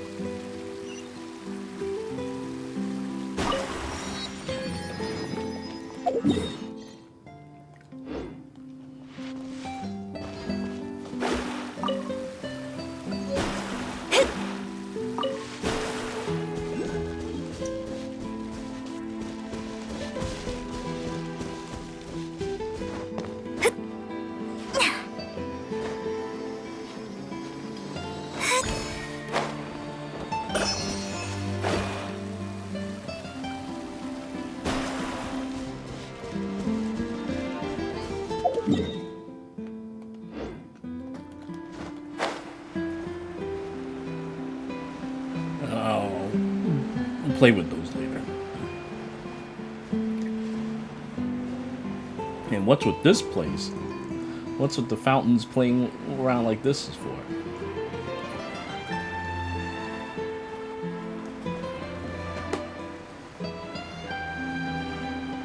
Mona mattress.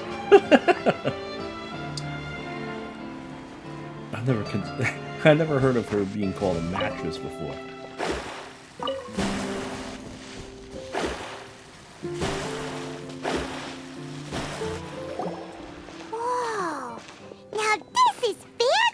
I like how the sunlight just made it into day. What a place to hold a performance!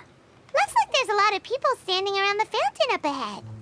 Oh, Archon, please bless us with a bright and healthy child. We pray. I don't know why you always feel the need to ask so much. I'll be happy as long as our child is healthy and lives a peaceful life. I guess if they're our kid, then there's no doubt they'll turn out smart. Maybe this is one of the customs in Fontaine. There sure are a lot of couples here. Vache. What's wrong? Vache. Vache. No, Paimon didn't say anything. Are you hearing things? Sounds nothing like Paimon anyway. What the hell? Welcome to the Fountain of Lucine. All the water flowing through Fontaine converges here. It's customary for... Lenny asked him... Right. What do you mean? There are a lot of people here right now. Hey, you're not trying to scare Paimon, are you? Besides... I see. I might be... In fact, you might not be imagining things at all. I suspect that what you heard is a result of your hypersensitivity to the hydro element. It's because of his sensitivity to the hydro element? When do you cry, Paimon? Wait. When do you cry? What does that have to do with anything? Just answer me. When do you cry? When Paimon's really sad? Oh, and when Paimon's super happy. Then you should understand that tears contain your most intense emotions. Like I just mentioned, the Fountain of Lucine is where all the flowing water in Fontaine converges. Even the tears that fall to the ground will eventually gather here. So maybe what you heard was the intense emotion coming from someone's tears. So, what did the voice say? Huh. If you were hearing their emotions... Rather than worrying about them, we don't let that calm look of his fool you. He tends to get pretty nervous just before a performance. Oh, right.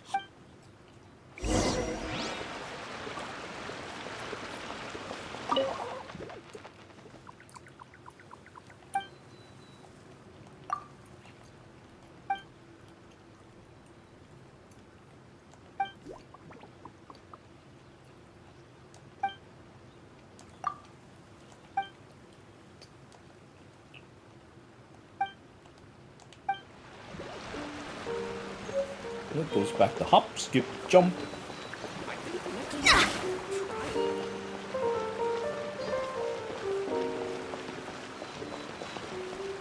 I prefer magic, personally. Like, what is up with this place? This place is full of unusual creatures.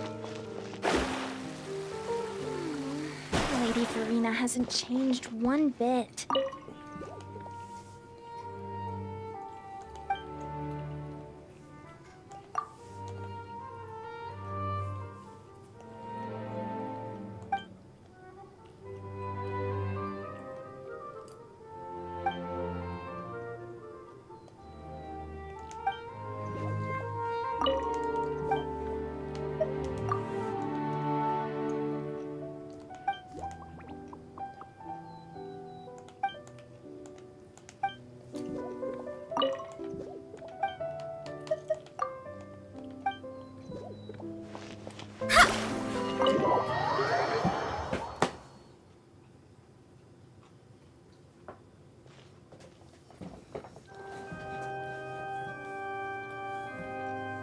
Traveler and Paimon, good to see you.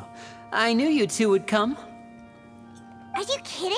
We wouldn't miss it for the world. We've been looking forward to it. I can tell, judging by how early you've... But you're actually right on time. The audience still hasn't started entering the venue yet, which means now...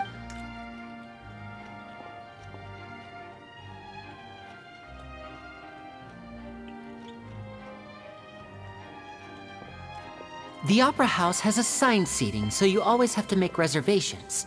I've already reserved your... Ooh, front row seat. Don't mention it. There's no need to keep thanking me. Hey, Lenny! Could you come over here and take a look at this? Oh, I'll be right there. Seems there's an issue with the stage props over there. Yeah, we'll just go to our seats.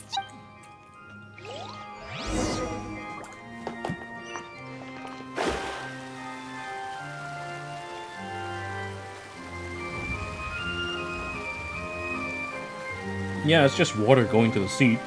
Nothing unusual. I mean, this is Fontaine.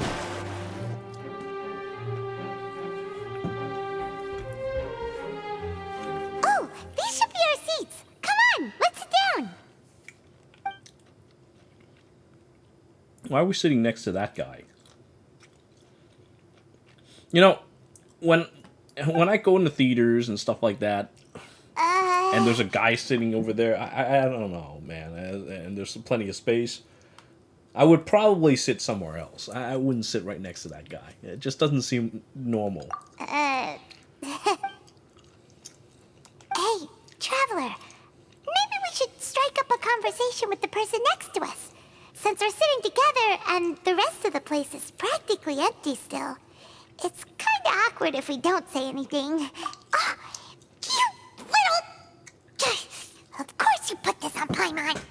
Excuse me, I did not realize you felt awkward. I am terribly sorry. I would be perfectly happy to chat with you if that is what you would like. Oh, so you heard all of that, did ya? Boy, you sure have good ears. Paimon thought she was keeping her voice down. Wait, that's not it. Paimon's... Sorry. Paimon's the one who was being rude, talking under her breath like that. So, let's talk, but, what should we talk about? Oh, Paimon's got it. You're also here early and sitting in the front. Are you a friend of Linny's, too? A friend, you say? Well, if Mr. Linney would like to be my friend, I would be more than happy to reciprocate. Yeah, all this could be avoided if you just sit somewhere else. Linny, then. Oh, this is getting more awkward by the second. Paimon nearly forgot to make her introduction. Nice to meet you. Paimon is Paimon, and this is the Traveler. We just arrived in Fontaine. It is an honor to meet you two. I have heard of your deeds across Tevat. And as required by proper etiquette, I will also introduce myself. I am... Oh, Monsieur Nervillet. What an honor it is to have you here to see my show. Ah, Mr. Linney. I should say it is in fact an honor for me to see your performance in person.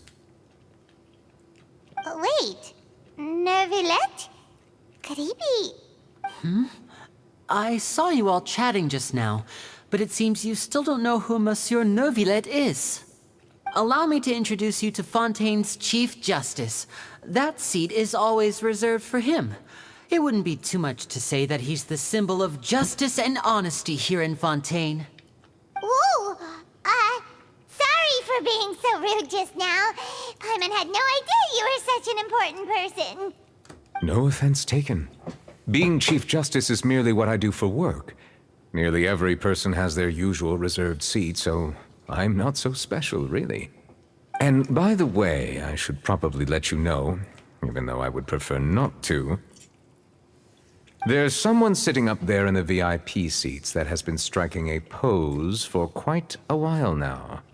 I believe she is trying to give you a most elegant and impressive first impression. So I think you should take notice of her sooner rather than later. Otherwise, she may become flustered. Become flustered. Like this.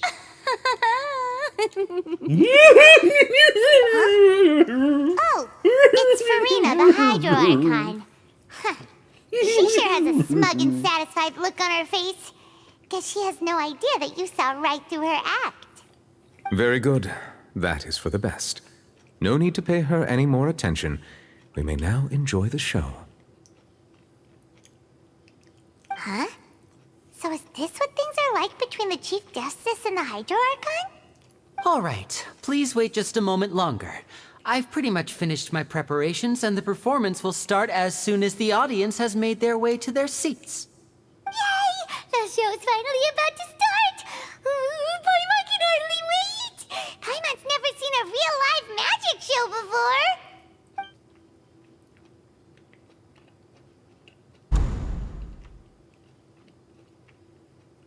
Ooh! They're dimming the lights! The show must be starting!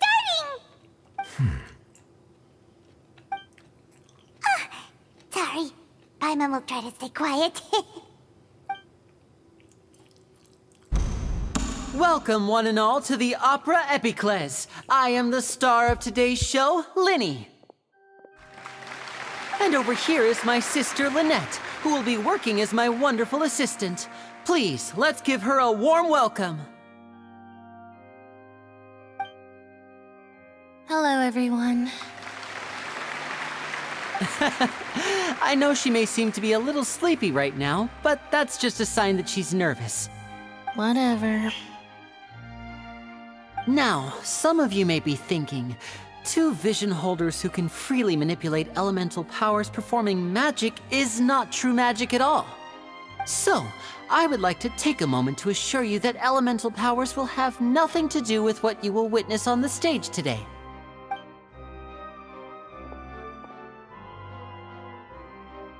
Both Lynette and myself have removed our visions for the show.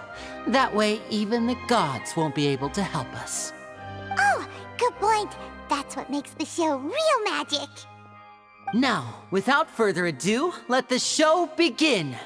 Lynette will now exit the stage to make some preparations.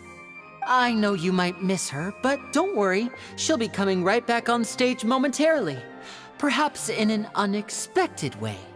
I'm sure she'll be stealing the spotlight soon enough.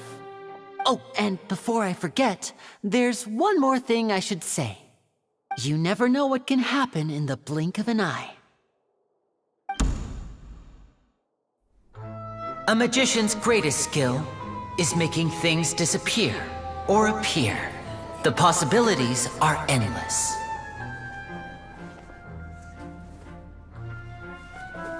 Huh?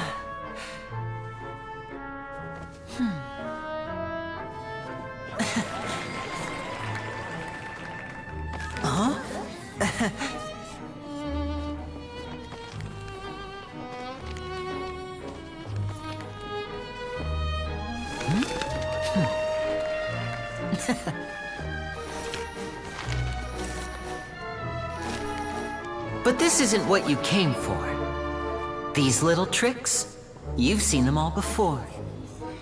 So it's time for something truly extraordinary, don't you think? This one's a little tricky.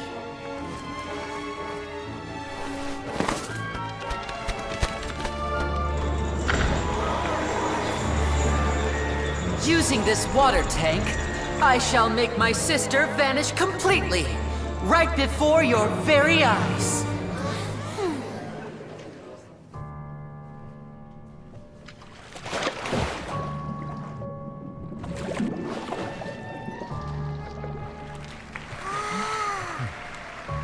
It's actually quite simple. She'll just turn into air bubbles and float right out of the top.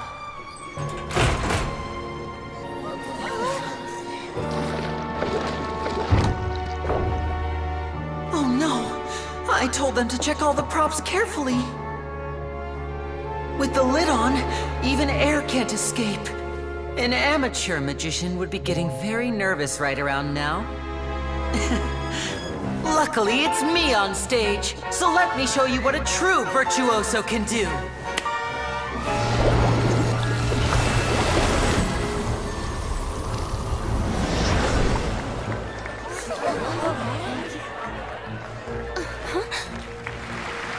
Lynette, are you still there? Don't go too far. We don't want to use up all our magic. Hi, I'm back. Uh-huh.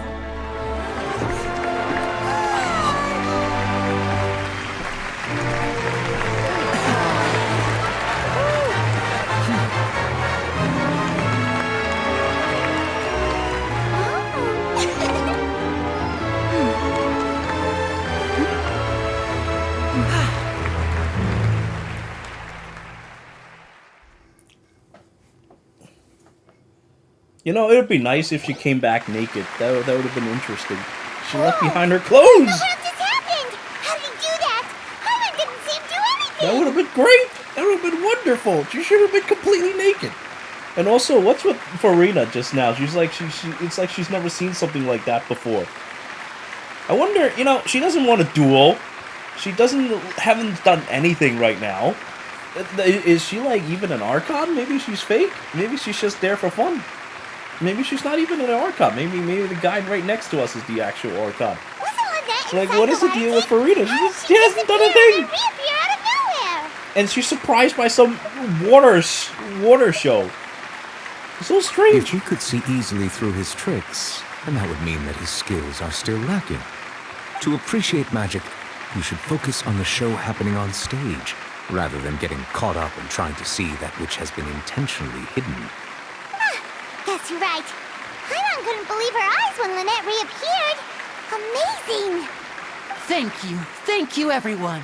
I'm glad you enjoyed that performance. But our magical journey has only just begun. I've prepared even more astonishing surprises for everyone here. The magic of transformation and disappearance can go far beyond what you've just seen. I'm sure many of you are thinking that escaping the water tank was impressive enough, but Lynette is still my assistant after all. In which case, I have ample time to make all necessary preparations. So, for my next trick, I will require the participation of one lucky audience member. Please, if my assistants could bring out the magical boxes now. There are 2 boxes and only 2 boxes. One is here, and one is there in the aisle among the audience. I'm sure many of our clever audience members have already guessed our next magic trick. A swap! Our lucky audience member and I will each enter a magic box. After 1 minute, we will each emerge from the opposite box. Now please, everyone pay very close attention to the box you see here. Don't give me any chance to make a move. Wow! How's he gonna do this? Hey, do you think this is all magic tricks, or does Lenny have actual superpowers? The lucky audience member will be generated by this random number selector. It selects numbers entirely at random. Even I don't know who will be chosen to participate. Now then, let's begin. Let me see. Oh, row 7, seat 3. Congratulations! You now have the chance to experience magic firsthand for an entire minute. Please, come forward. My assistant will take you beside the magic box. I'm sorry, it might be a little cramped inside, but no need to feel nervous. We've carefully arranged everything for you to be as comfortable as possible. You don't need to do anything, but no matter what strange things may happen, don't come out of the box. If the magic is interrupted, who knows where you might end up? You might even find yourself in the Fortress of Meropide. Oh, okay. Isn't that the Alright. thief lady we saw Before I earlier? enter the magic box, there is one Or more another thing I generic need to ask NPC. the audience to do. Could you all give me a countdown? Like this. 60, 59, 58. Just keep counting down. You can go a little faster or slower if you like. I won't be able to see anything in the pitch black box, so I'll be relying on your voices to know when time is up. Oh, and no tricks now. If you quickly count from 60 in just 30 seconds, then I'll be in a tough spot. Ooh! Paimon kinda wants to count faster after hearing him say that!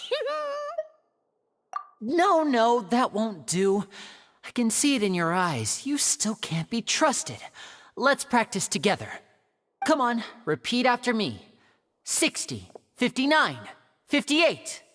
60! 59! 58! That's right, perfect. Keep it going. All right, I'll see you all on the other side once you've finished counting.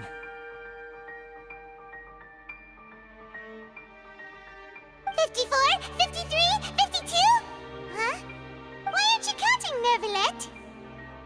I am counting in my head. I think things are exciting enough in here as it is. Merely a consequence of my identity and personality. Do not worry about me. Just enjoy the show. Oh, alright. You looked so serious that Paimon thought you might be feeling uncomfortable or something. 40! 39! 38! Mr. Linney, are you all right in there? Is everything ready? Yes, I'm fine. I'm just double-checking the direction of the magic. It would be a disaster if we get sent to the wrong places. For example, mid-air right above the audience. Even though he's saying that, Lenny doesn't seem nervous at all. Ah, what was that noise? Did you hear it too? Not sure. Anyway, it doesn't seem like anyone's worried about it. 25! 24! 23! What's wrong, Mr. Linney? I can still hear you moving in there. I seem to have accidentally knocked over a decoration. I'm trying to fix... Never mind the decorations. There's no time for that. No, that's unacceptable. I want my show to be perfect. Don't worry, we still have 20 seconds. Hear them counting? 19! 18! 17! It seems things aren't quite going as planned. I apologize, everyone. It feels like you're all starting to count faster, but that's all right. I know it can be tiring to do such a long countdown. 10 seconds and change is still plenty of time. 10! Almost there now. 8! Whew. Swapping two people is harder work than you might think. Even a master magician like me can't guarantee I'll get it right the first time. Hey, wait! Is this the back one? I can't tell. They both look the same inside. Huh? No, that's not it. I'll try again. 7! Hey, slow down! Honestly! 5! 4! 3! Whoops! That doesn't count! 0!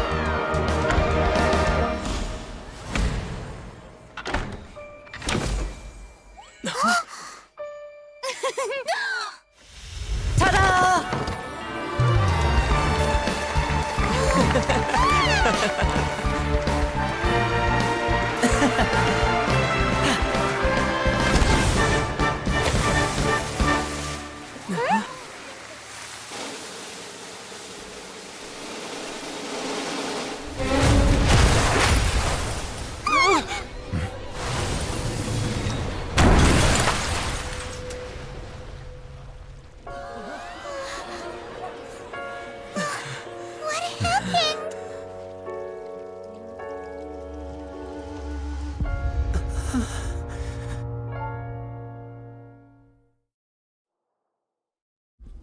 She died.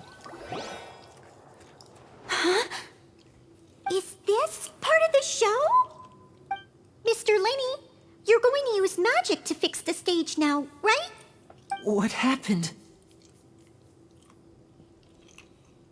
Oh no. Maybe this isn't part of the show. The girl was still in that box, right? This performance is over. Medical staff with me. Guards, secure the scene and detain all the performers. Seal the exits. No one is allowed in or out at this time. Yes, that's right. If this was just an accident, then we must investigate the cause.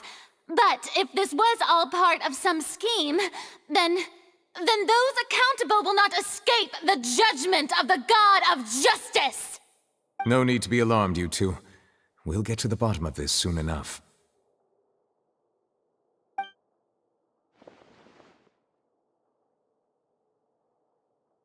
Unfortunately, the person who is in the magic box has been pronounced dead. His name was Cowell, one of the assistants in Linny's magic troupe. Apparently, the fireworks on stage ignited the ropes that were suspending the water tank, which then caused the tank to fall onto the stage. As of now, we are still not sure why we found Cowell in the box, rather than the guest from the audience. And after an initial search of the area, the guards have confirmed that the girl is nowhere to be found. It appears that this incident was not merely some mishap with the performance.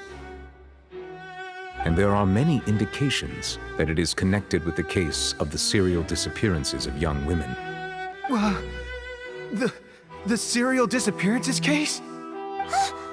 That's the case that Charlotte mentioned before! I know the truth. I can see through the whole thing. Really, using such a shallow and obvious mystery as his finale. Did he really underestimate us that badly? I say that our powerful magician, Mr. Linny, is now the prime suspect for the serial disappearances case. Huh? Why me? This whole thing was an accident. No, this all occurred during your magic show, did it not? The missing girl disappeared after being chosen, did she not? The deceased is one of your assistants, is he not? Now that I think about it, that whole speech about magicians making things disappear was nothing more than a provocation, a bald-faced challenge. That can't be right!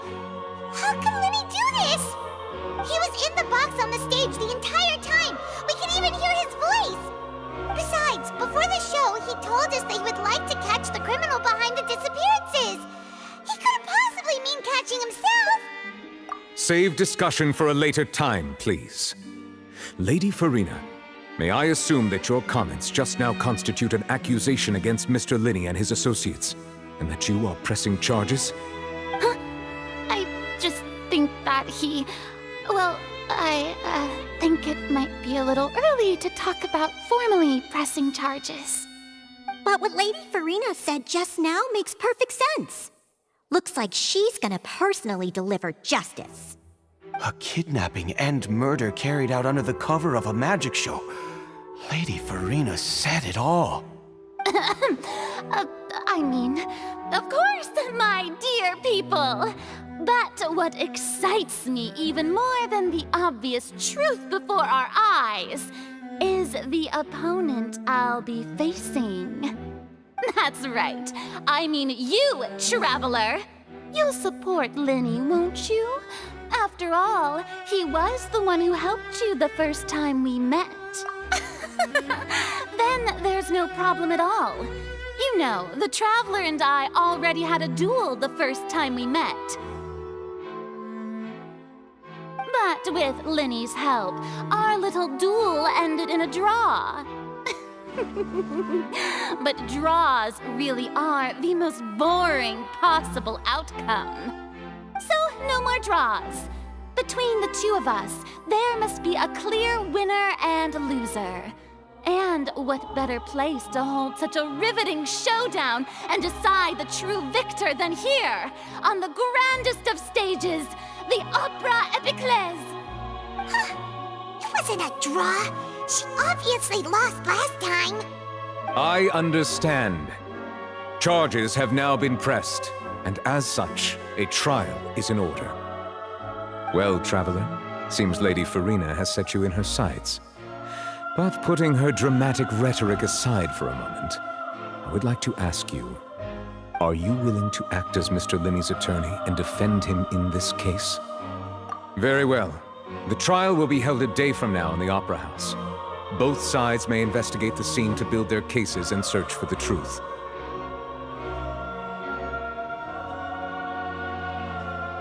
They have no choice in the matter. Linney and his troupe are all potential suspects and shall remain within the Opera House.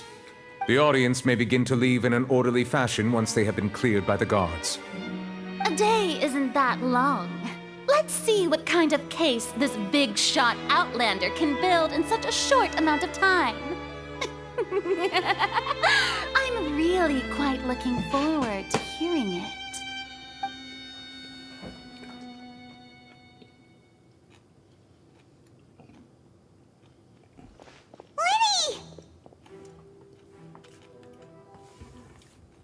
Sorry about everything that happened just now.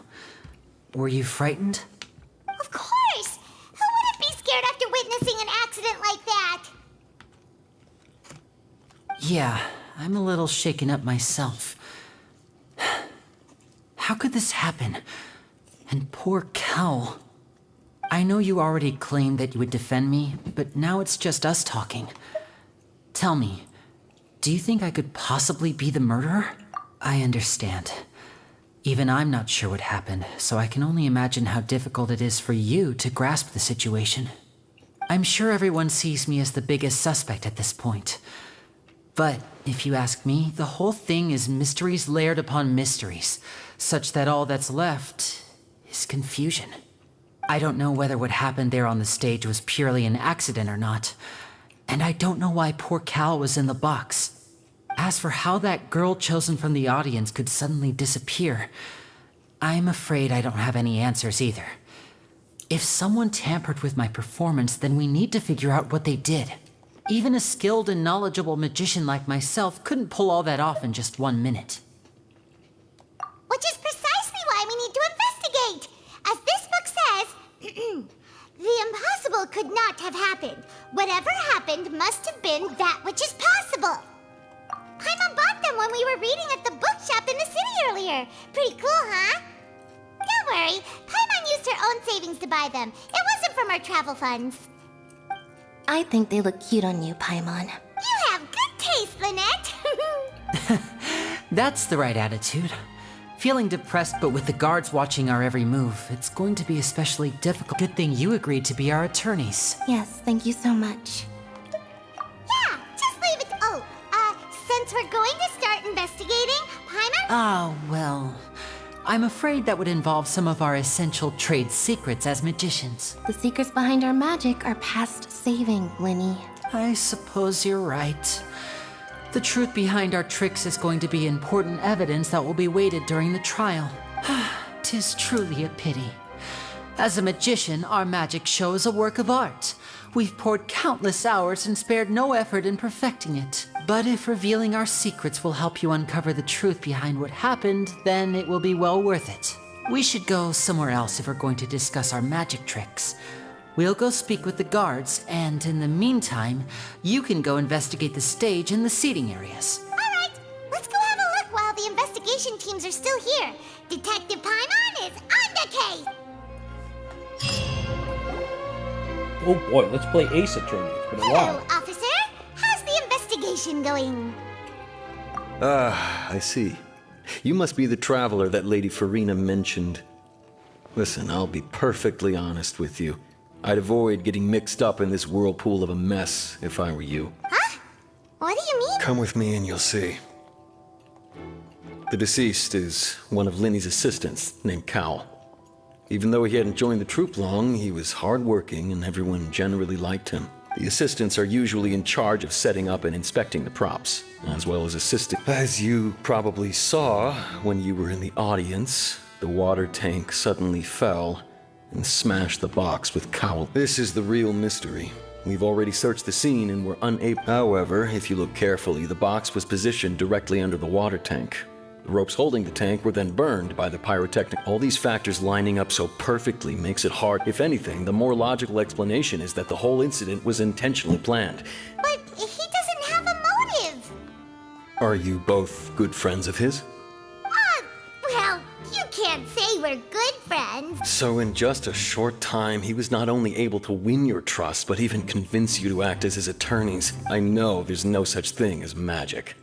The real trick of a magician is holding the audience in the palm of their hand. I've seen a lot of cases, and I can tell you that people are the least reliable kind of evidence. Sorry, I tend to be pretty straightforward. Just know that I'm warning you for your own good. Anyway, you may investigate the scene of the crime yourselves if you're curious. Who knows, maybe you'll be able to come up with some new evidence. That guy's so nice. Use my case records. Oh, okay.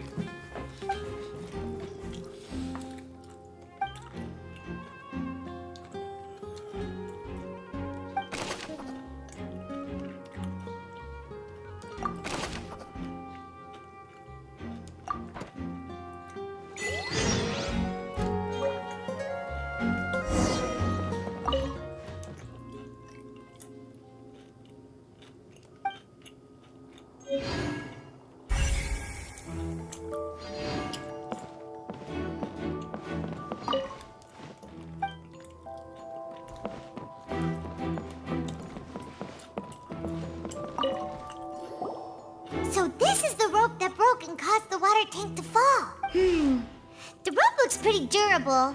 How can it be burned through so quickly by fireworks? Why are you suddenly so serious, Traveler?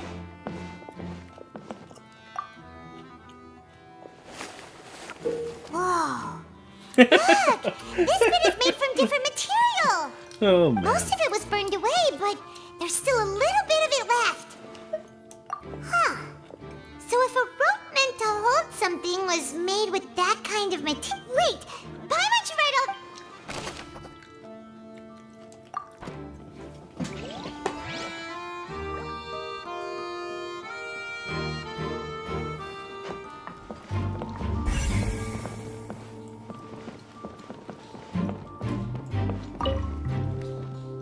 Go ahead, have a look around.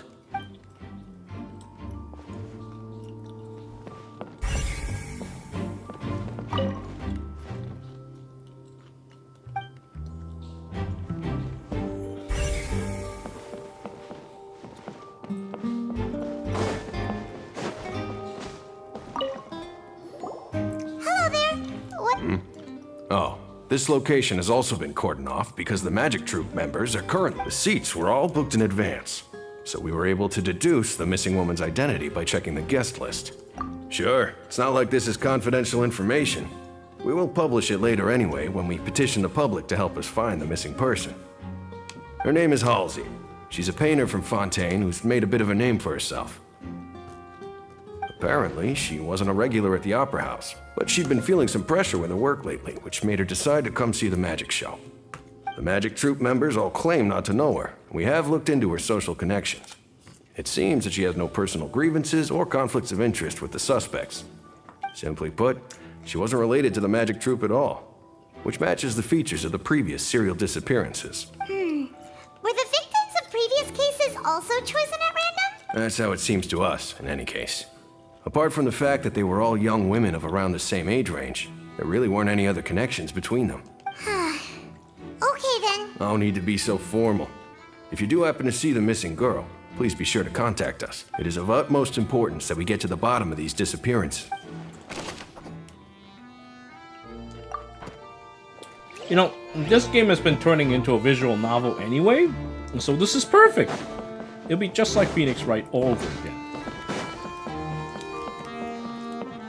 In fact, I wouldn't actually mind if the gameplay just becomes this. The investigation team has some new findings. Turns out there's an issue with the random number selector app. See, I told you. What if the machine picked some big guy's seat? You think the murderer would have still made his move then? Sorry to interrupt, but we're helping Linny and Lynette with their side of the investigation. You're trying to help them? That'll be a tall order. Lenny used the machine to pick a random member of the audience during his performance, right? The lucky... Well, we thought there might be a serious problem with the machine, so we had it taken away for further inspection. It turns out that the seat number it picked wasn't random at all. The machine picks that same number every time. I'm sure you already know that you have to make a reservation in advance to get a seat, regardless of whether it's a trial or some performance. In other words, Lenny knew who would be sitting where from the very beginning. That much checks out. Bet you see why I was saying it'd be tough to make a case for Lenny. Even though it's bad for Lenny's case, Paimon had better write it down.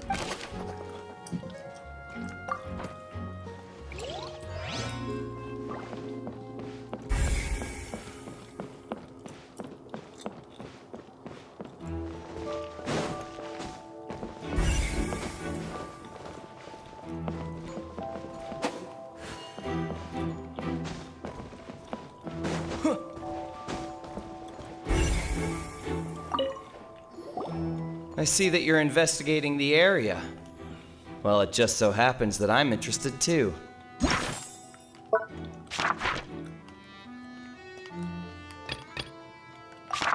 If you find any new and interesting leads, be sure to share them with me, all right? We don't have too many thoughts yet.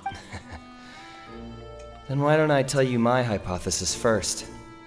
The way I see it. It all started with that loud thud. The thud? Oh, you mean the sound that happened during the countdown? Yes, exactly. It wasn't terribly loud, but I suspect that most people heard it. It's just that everyone was awaiting the results of Lenny's trick with bated breath, so no one paid it much mind. But now that the incident has happened, the thud has become an important clue. That makes sense. So, what do you make of it? I'm of the opinion that it may have been the sound of Lenny's accomplice, Lynette perhaps, jumping atop the water tank or something like that. And when the pyrotechnics went off, she cut the rope, sending the water tank crashing down. Wait, wasn't the noise we heard too loud for that? Perhaps the balance wasn't right, leading to a particularly rough landing. Oh, that's true. I suppose I must reconsider. That does remind Paimon, though. What was with that sound?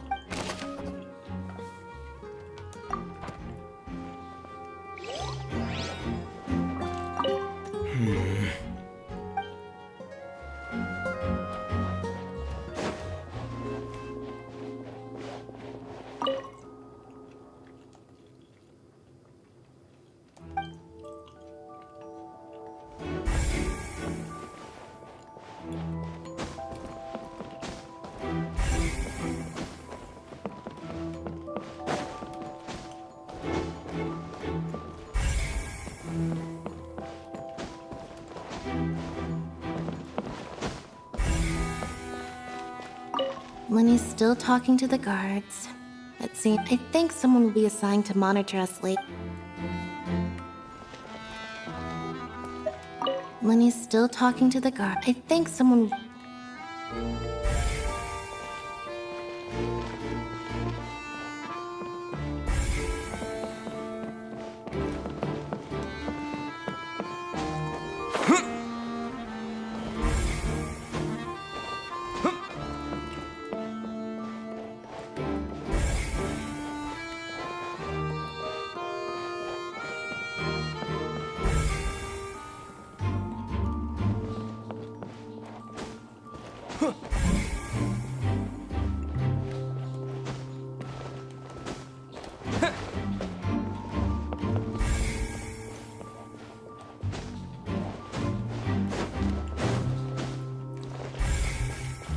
Oh boy, what's the last one? I was thinking of checking her seat, but it didn't do anything.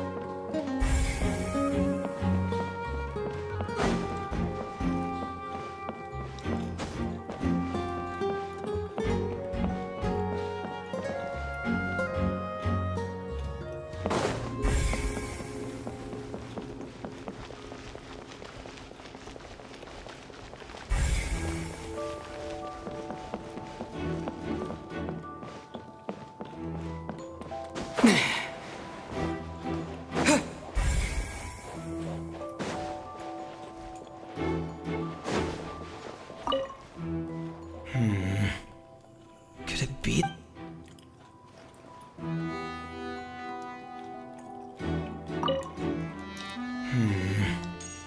Could it be that I didn't?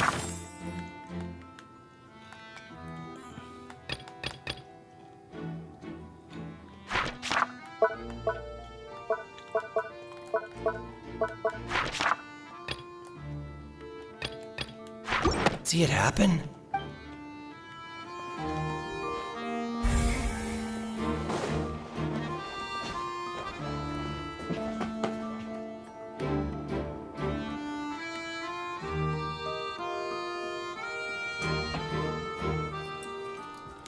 Yeah, this Ace Attorney stuff is nice, but right now I can't find the last clue. What's the deal?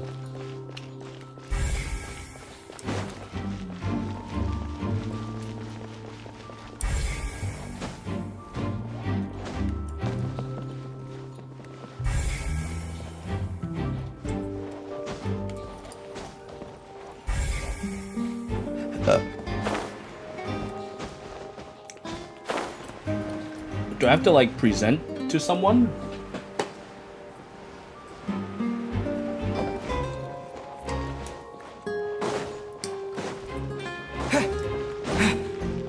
In the lobby past the doors? Are you serious? Oh my god. Hey, you! Yes, both of you! Over here! I've been keeping an eye on you for a while now. Oh boy, now the Mafia's got involved. That's right. If I'm not mistaken, you're also among those who wish to cut down the thorns and pursue the truth. No? And by the looks of it, you're not from Fontaine. Well, you're right on the more about that one, but who are you?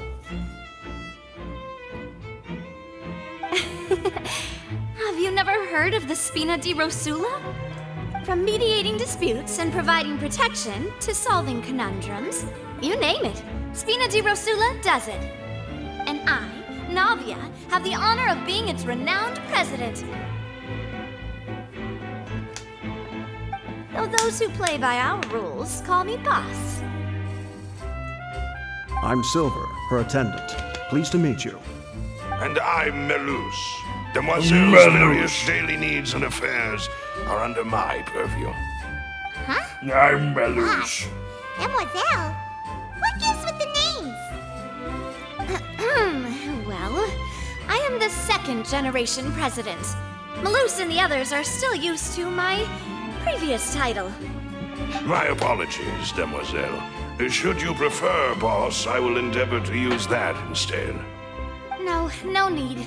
You don't have to call me boss. Just Navia is fine. Okay, if you say so. Not that we're members of Spina di Rosula anyway. All merely trifling details. Never mind. Now, back to the situation at hand. That's right. I've always kept an eye on the serial disappearance cases. My interest stems from a matter back from my father's time. Judging from the look of things, I find Linny an unlikely mastermind. Really? We think so too! That's why we're looking for clues now. But how did you come to that conclusion? Intuition, naturally. My unparalleled intuition. Furina sure was quick to point the finger at Linny without any decisive evidence whatsoever, wasn't she? But that's not uncommon for her. If you remember, the justice had to interrupt her and ask if she was pressing charges just to keep her from getting carried away. Anyway, a trial begins the moment someone levels charges. And, of course, there was no way Furina was going to back down in that situation. Sounds more like you just don't trust the Hydro Archon. Well, what's your opinion? I must admit that she can be interesting at times, but liking her doesn't mean that I'll blindly agree with her. All right, I've answered your question. Now, it's time you answer mine. Wait a minute! Did that answer count? Well, I say it does. But don't worry, you won't hear any pointless questions from me. In your opinion, do you think it's right to treat a trial like it's an opera? Well? And why would that be?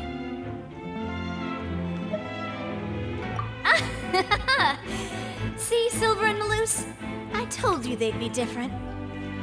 Most astute of you, demoiselle. I too think that the traveler's response was most excellent.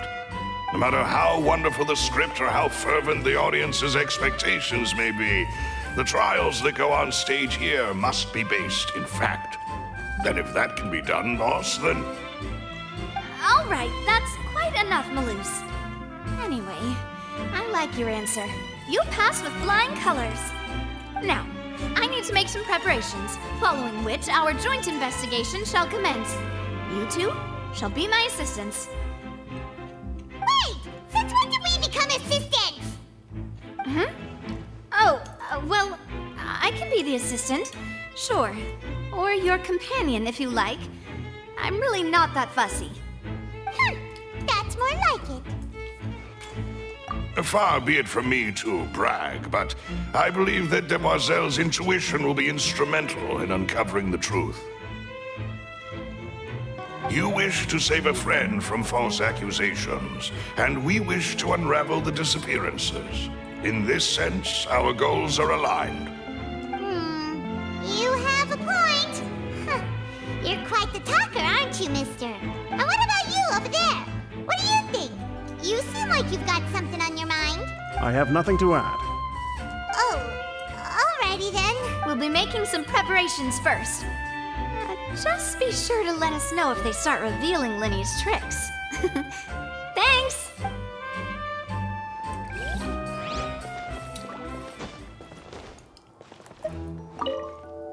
Speaking of that, I think magic shows would be very popular in Poisson.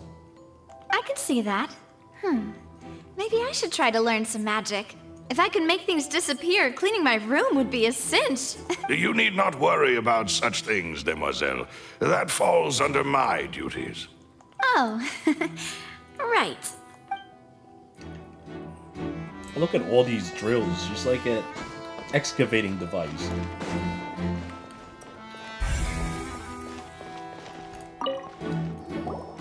Sorry, but no one can freely enter or exit the Opera House at the moment. If you wish to leave, you must register your identity with us first. No, we're not leaving. We're representing Linny and... Were you always guarding this entrance? Yes. After the Chief Justice gave the order, everyone coming in or out must undergo a strict inspection.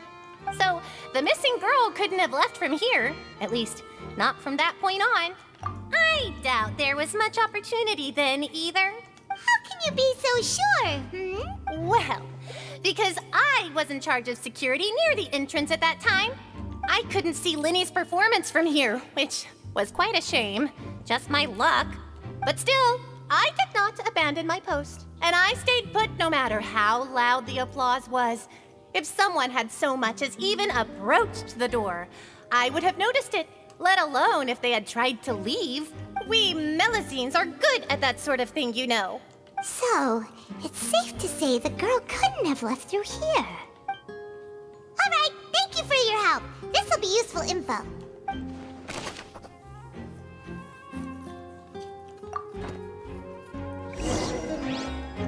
We've checked everything of note here at the performance venue. Paimon wonders how Linny's discussion with the guards is going. Let's go see, shall we? Ooh, things are getting interesting, huh? We're about to see how magic is made. Understood. Then I will be going with you. Just so you're aware, I will be monitoring your actions and making notes as necessary. Very good. Thanks for being so agreeable. I'd pull a rose out of my hat as a gift for you if I could. You may spare the pleasantries. I'm just doing my job. You've arrived. Who's this? Excavating Me? equipment with all the I'm drills in the Spina world. Drasilla's guardian angel. If you've got a problem, I've got the firepower. Sorry, I got a little carried away there. Call me Navia. I'm I'm a partner of theirs, and will be helping investigate this whole situation. And these are my companions. Would you mind if they join as well? Fine by me. Oh, new helpers? I would be most grateful. Well, let's just say we're tagging along. It's not every day you get to see the secrets behind magic performed on such a large scale. I appreciate your kind interest. Come with me. We'll be heading below stage. Huh? Below stage? Yes, a world of secrets is hidden beneath this magic box, prepared specifically for this switcheroo trick. But before I reveal everything, you should have a look first. Notice anything strange here?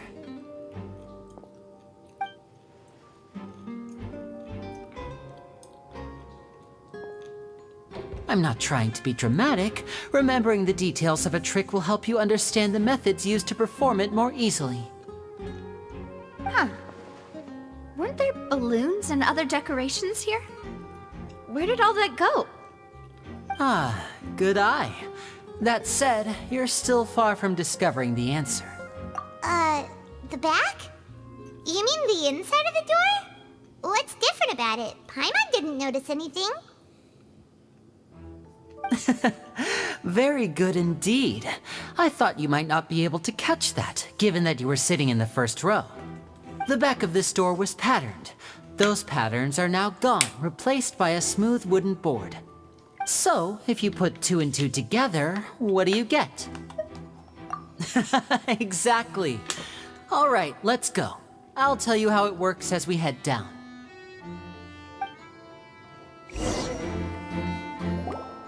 Oh, so there was a passageway under the magic box! I knew you'd figure out most of it as soon as you saw this place. The 2 magic boxes are positioned right above the 2 entrances of the tunnel. See this flatbed trolley? The box with the lucky audience member in it would be shuttled over to the other side using the trolley. This trolley can raise and lower and even rotate, ensuring that the box will face in the right direction. I see. So that's the purpose of the box inside another box. Precisely. The inner box would descend after the audience member was put inside and be moved along the trolley, all while the outer box would remain on stage as if nothing had ever changed. So that's how you did it!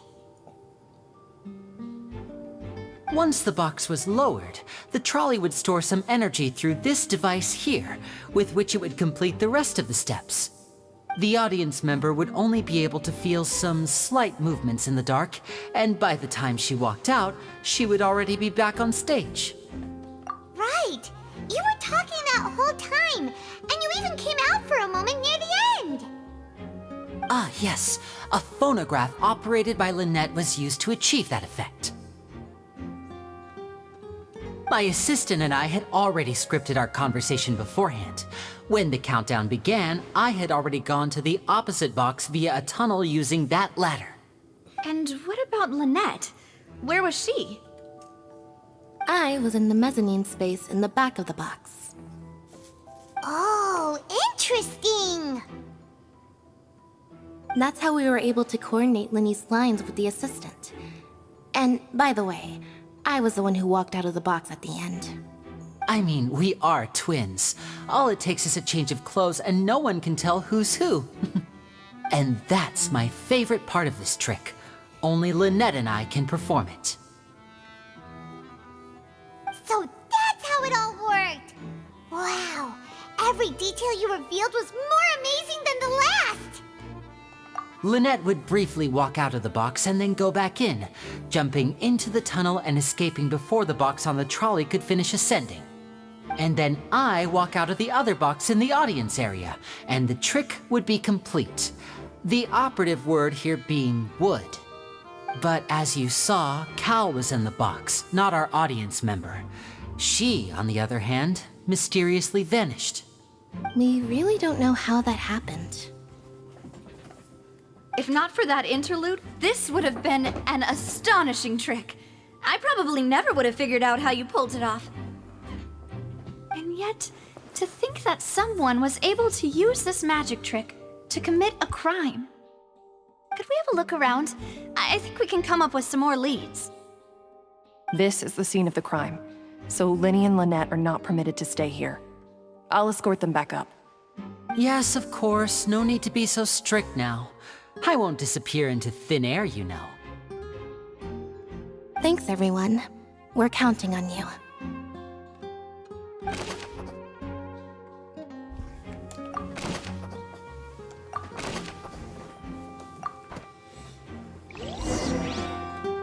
I hope Drills will help me be able to find something. Ah, Drills is not there anymore. Huh. What's this? Looks like a hook tied to the end of a rope. Huh? There's all kinds of odds and ends here. Perhaps it was a prop for a different trick. But why would it have been left here? Whatever it is, let's make a note of it first.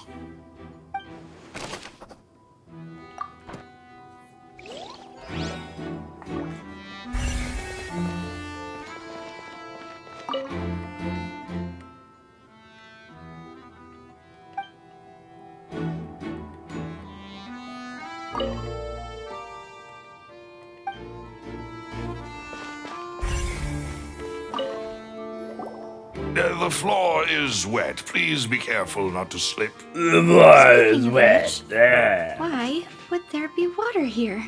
Oh, Paimon knows! It's one of those tricks where you pour water into a jug and then flip the jug over only for the water to disappear? And here's a broken vase. Huh. Did the trolley knock it down while moving? That can't be. The trolley moves along tracks from start to finish. It couldn't have hit the vase at this distance. You know, I have never seen anyone with eyeshadows like that. And look at those stars in her eyes. Let's note this down too and think about it later. But Drills is pretty hot though. Yeah, she's got quite the shape.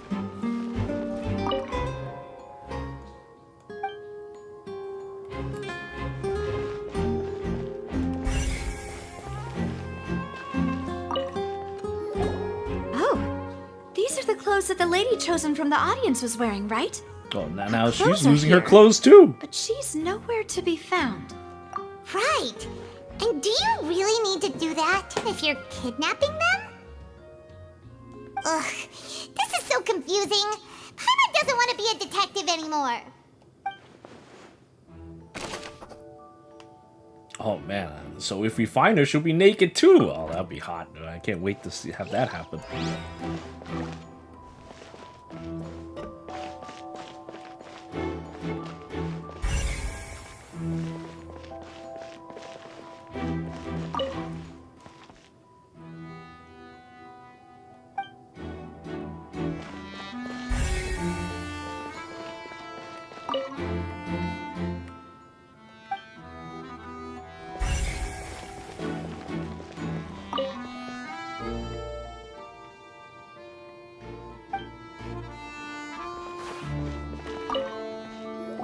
What is this place? It seems someone could fit through here. Huh. Could this have been the suspect's escape route? Alone, perhaps. But if they had to pull another person with them, this space would be too narrow. But there are no other ways in or out of here. Oh, you're right! Let Paimon write that down.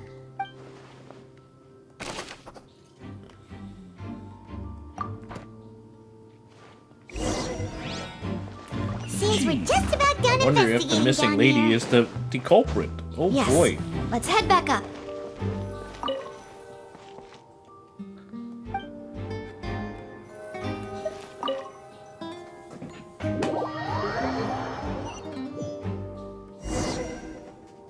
Well, we've ascertained the state of the crime scene. Let's find a place to sort out our findings once Malus returns. Seems to me that there are several things that don't add up here. Man, I want to ride on her as she drilled through the ground. Apologies for the wait, demoiselle. So, what did the guards say? Did the criminal escape through the vent? They believe the odds of that are very low, since the vent leads to the Opera House's basement. The guards have checked the area carefully. No one left through the basement during the performance or after the incident, and no one was found hiding there. So the tunnels become like a secret chamber then. You know, like... The plot thickens. Halsey's disappearance and Cowell's death are both quite... No wonder Furina was so confident in her accusation. In other words, the charges are very likely to be upheld unless... Charges and then trial. That's right. This is how a trial goes in the Opera House.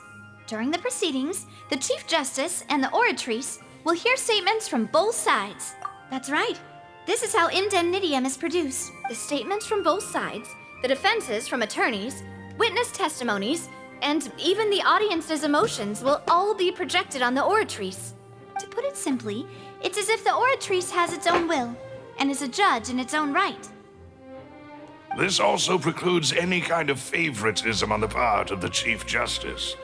And not that this has ever happened anyway. Once both sides have finished speaking, the Chief Justice will make his final decision.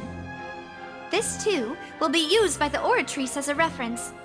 Then, finally, the oratrice will be consulted by officials. The result it returns is the will of justice itself.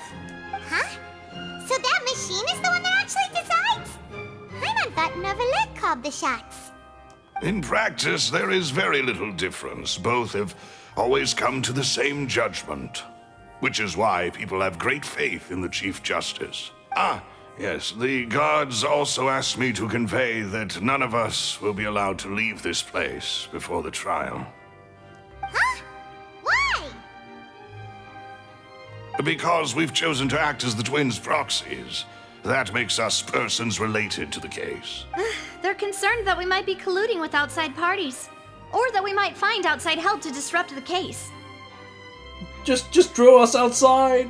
I'll just hug onto her as she spins and drill through the ground. And even if that were not so, get us out of here. It could prove problematic if we happen to spread key information about the case ahead of time.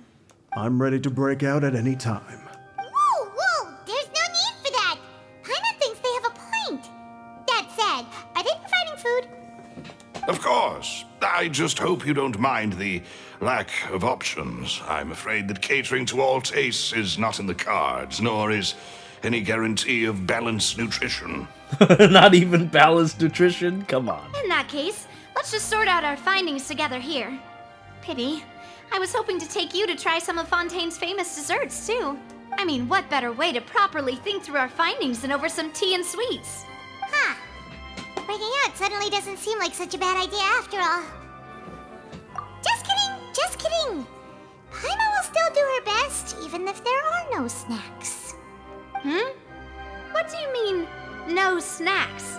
Of course we'll have snacks. If we cannot buy some, then we'll simply make some. Huh? Here? But how? We'll make it out of you! Understood, demoiselle. Everyone, please come with me. I'm gonna chop up Paimon and make a snack out of you.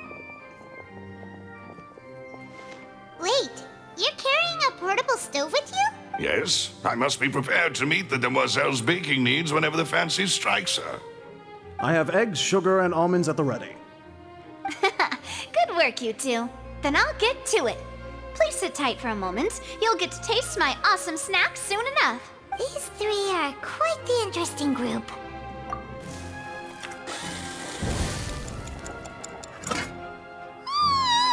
And Paimon thought it smelled good while it was still in the oven. Oh, it's even better now. Paimon can't stop drooling. From the way you had these two guys carrying all that stuff around, Paimon thought you'd have them do more during the baking process. But you ended up doing the entire thing by yourself. Beating the egg whites, grinding almonds, everything. I was applauding. Yeah, you see, he helped. He's doing his part. And I was giving encouraging smiles. I'm doing my part. I love that. Man, I still love that meme so much. Anyway, I'll be right back. I need to get some water.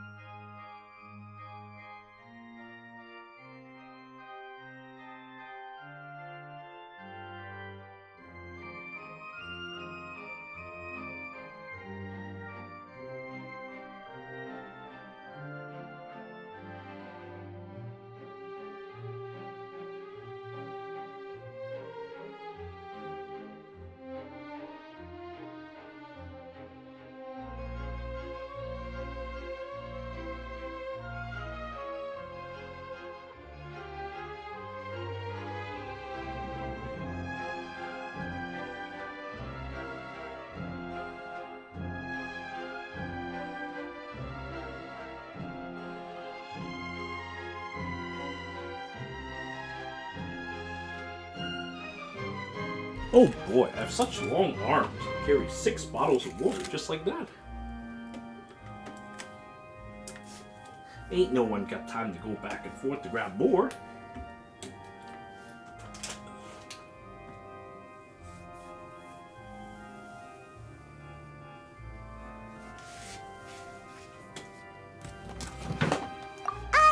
Paimon was just thinking.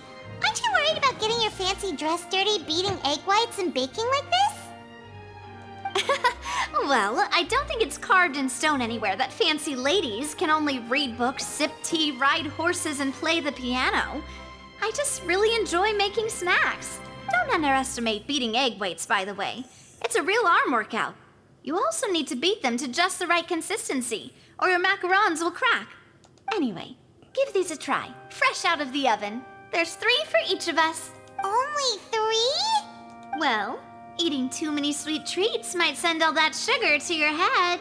You wouldn't be able to think clearly about the case on a sugar rush, would you? Tea is ready to be served as well. This is Demoiselle's favorite, strong black tea with a floral fragrance that clears the mind and lifts the spirit. No need for concern. I'm merely doing as I should. All right then. Down to business.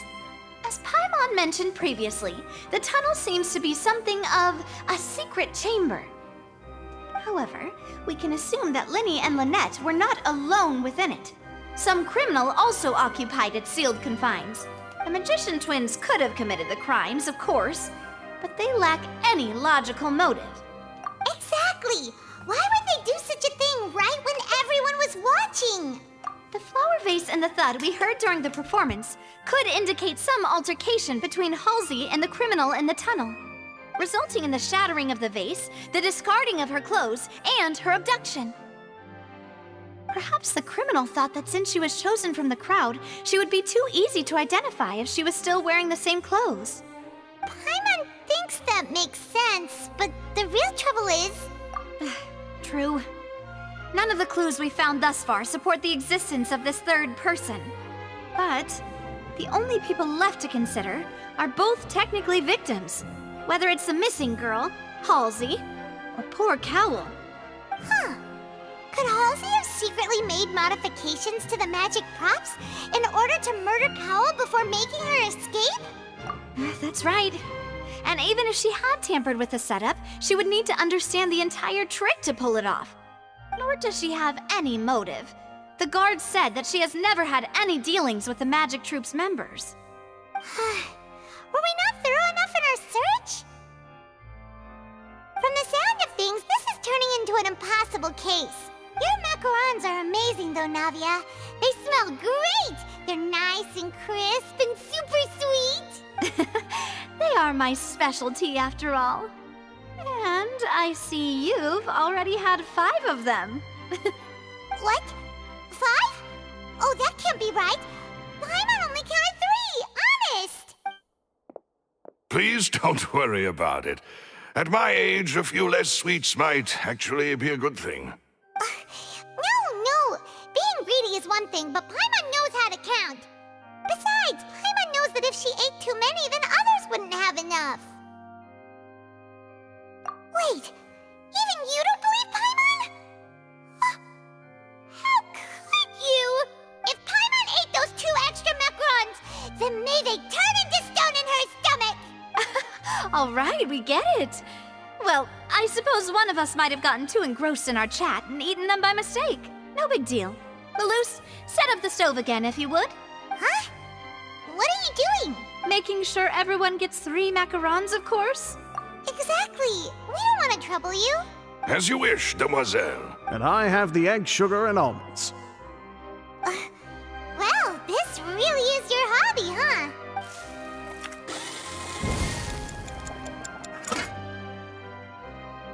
Well, that's it for snack time. I'm going to have another look around the area. I don't know what we're looking for yet, but we've still got some time. As attorneys, I suggest the 2 of you think the case over again. It would be awkward if you got all tongue-tied on stage during the trial. Alright, thanks for your help, and for the snacks. It was nothing. A small task for the Spina di Rosula. Silver, Malus, it's time to go. I'll be back if I find anything new.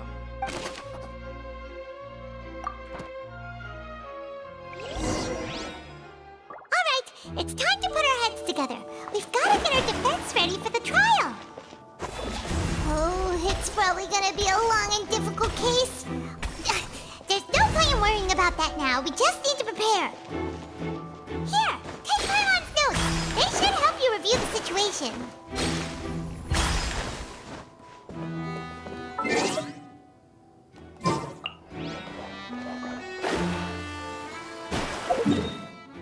They say I can't leave, but what if I do this?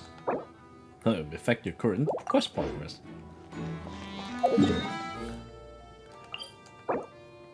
Interrupt your story experience.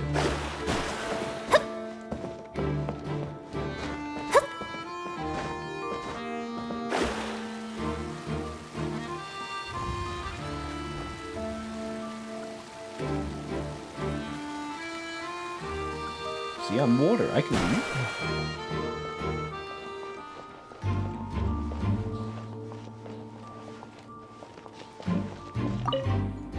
My apologies, but access to the venue is...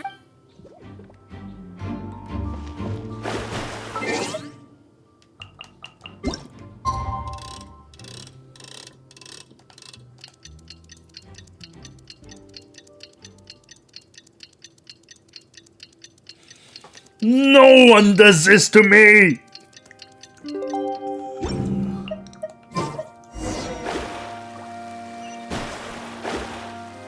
Participate in the trial.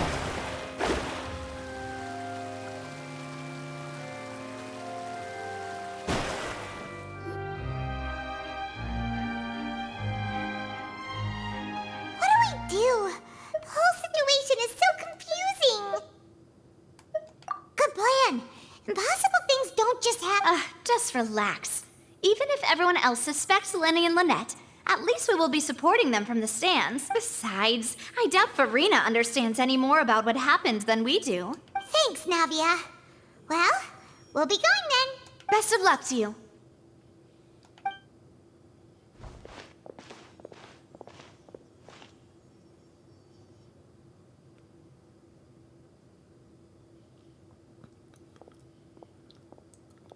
Ah, finally, you're back. Well, how did your investigation go? To be honest, you might be. No. We're already Well, now, don't you all look disappointed? Don't tell me that your investigation came up empty-handed. That was to be expected, of course. The guilty can never produce proof of their innocence. But don't let that stop you. I shall be terribly disappointed should you, my most anticipated foe, concede so easily. Since both parties are present, I declare that the trial regarding the magic show incident is now in session. Firstly, in order for the audience to understand the causes and results of the incident, could we please have Mr. Linney explain the trick? Yes, of course. I will explain while Lynette demonstrates on stage. All the necessary items have been prepared.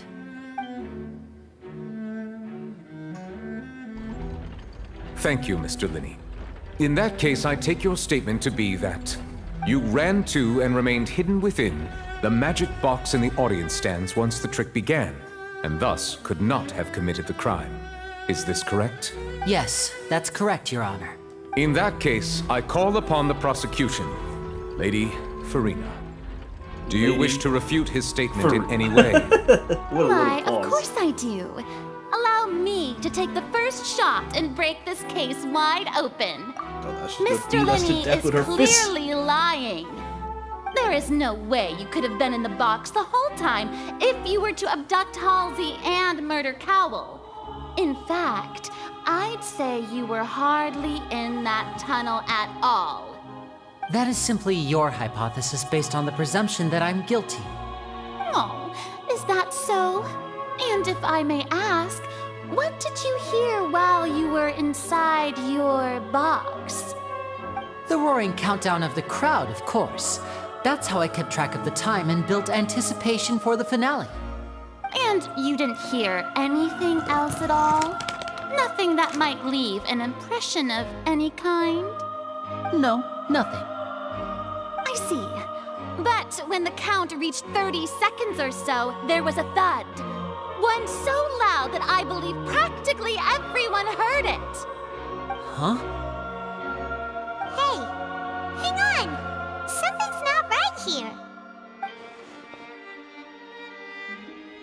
Yeah, I'm sure he could have heard a noise that loud from inside the box. I was right by the box and I definitely heard the thud. Look at those scales. Could those mean... Well then, ladies and gentlemen, allow me to use the words of the magician himself. You never know what can happen in the blink of an eye. Indeed, it seems his alibi can also collapse in the blink of an eye. Of course, I have armed myself to do far more than smash your alibi.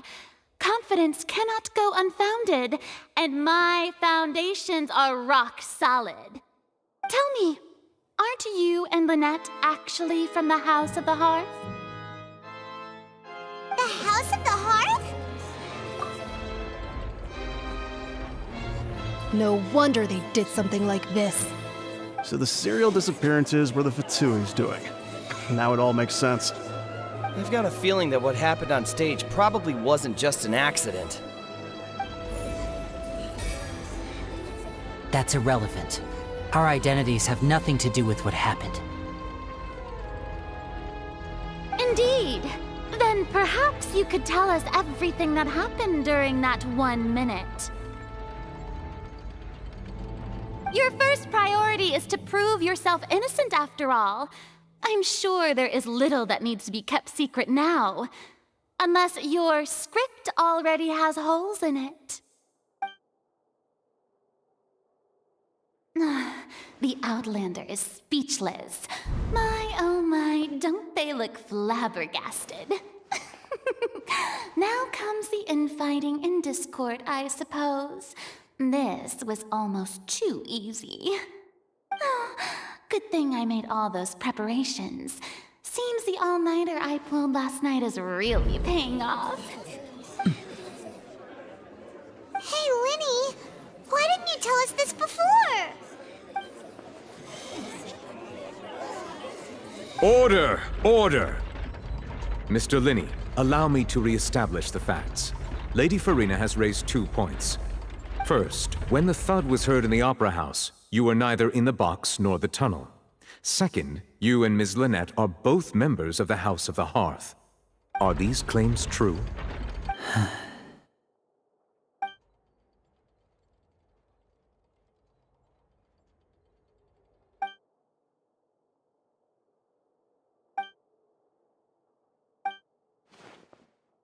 Please answer my question, Mr. Linney.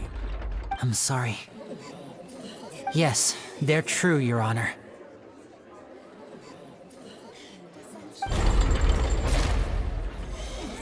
I knew it! Well, that's it. We might as well move on to the sentencing already. What should we do now? Oh man, if that scale goes any lower, it's gonna break. Granted.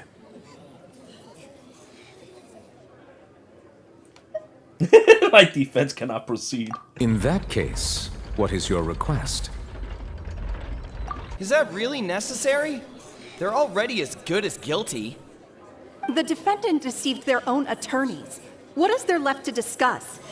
Order! Order, I say! Your request is reasonable, and we shall adjourn. This trial will reconvene in 1 hour. So you would stick to Mr. Linney's defense even after knowing what you do now? You certainly have more professionalism than I thought. In that case, my dear audience, let's allow the joy of victory to steep for a little while longer. Man, she's so ill, she even cast illusion of herself to talk to herself. What an ill person. She's so out of her mind. Is that my sister just now? I think that my sister is trying to enter my world. Well, this is awkward. I didn't think the Hydro Archon would dig all that up. I'm sorry, Traveler and Paimon. Yeah, sorry. Paimon doesn't know where to start. We trusted you two. We based our entire reasoning on the assumption that you weren't bad guys. Not to set the wrong tone or anything, but Paimon's really mad! I'm very sorry. I know you're angry, and reasonably so, but please, let me explain. I know you've clashed with the Fatui several times before. I wouldn't be surprised if just hearing the word is enough to make you upset. But our organization is very, very large, and the Harbingers have very different personalities and goals. Right now, we want to save people. As many as we can. That's right. I'm sure we're on the same page when it comes to this nation and the disaster that its people might face. I knew if it weren't for our respective identities, we could become good friends. That's why I didn't wish to flat out lie to you, but chose to hide some details instead. The truth is very important, but being completely transparent about everything would see us spending more effort than we need to. Right. So, you be the judge. Heck, if I were you, I fear that I'd even struggle to trust me at this point. You met a Fatus who works as a magician, a trickster by trade. All by coincidence, too. But still, I'm asking you to trust me. I am no criminal. At least, not in this case. Sorry. Please forgive us. Well, you both say that, but...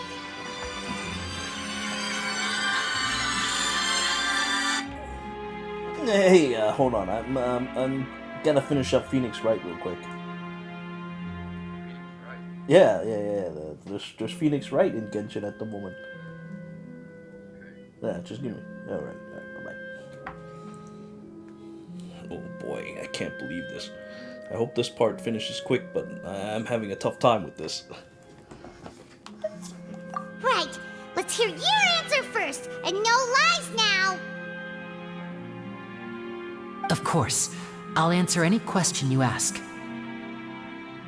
We've been trying to find out how the Oratrice operates. We want to know why it has a consciousness. Why can it deliver sentences accurately? During our investigations, we learned that the machine's core is beneath it. From that moment on, Lynette and I have been designing this box swap trick with the objective of getting close to the core. Is that why you needed a whole minute? That's right. In truth, the audience would take about 75 seconds to count down from 60, while I would only need 15 to get to the opposite box. So, after jumping into the tunnel, I accessed the Opera House basement via the vent, and went to investigate the room in which the core is stored. That air vent was created during the construction of the tunnel specifically to execute this step. Well, nothing. As soon as I reached that room and was about to investigate, I heard someone's voice. Which should have been impossible, of course. I was quite certain that I was the only one in the room. That voice seemed to recognize me and tried to speak to me. I chose to err on the side of caution and retreated the way I came. On the way back, I saw the broken vase and the clothes on the ground, but the countdown was almost finished, so there wasn't time to give it any thought. After that, the homicide occurred just as you saw. Well, that explains why you didn't hear the thud. Because of that prophecy I told you about, of course. We must know all we can about this nation's secrets in order to deal with that prophesized crisis. That's the only way we can save everyone. So, there you have it. The whole truth. I swear, I didn't hide anything from you this time. It was never my wish to proceed under this cloud of mistrust either. But like I said earlier, you can be the judge. If you want to leave because you don't trust the Fatui, there's nothing I can do to stop you. Well, Traveler, you decide. Paimon will follow your lead however you choose.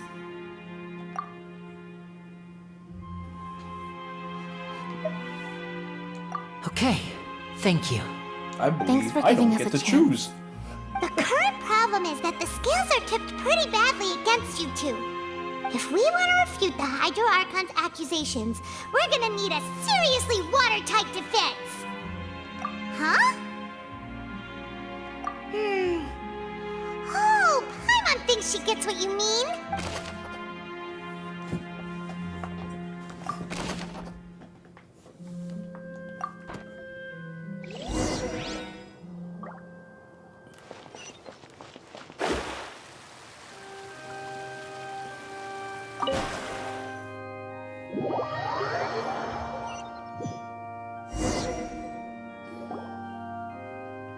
Nail-biting trial.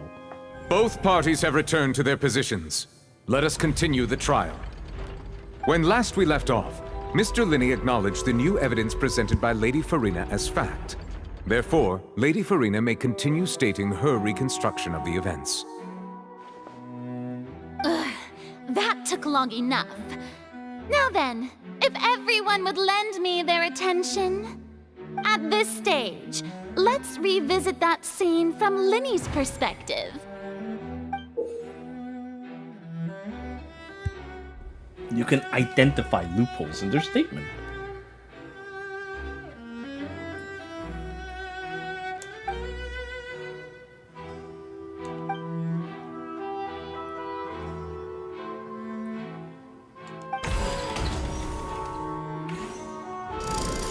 Countdown began, he entered the tunnel.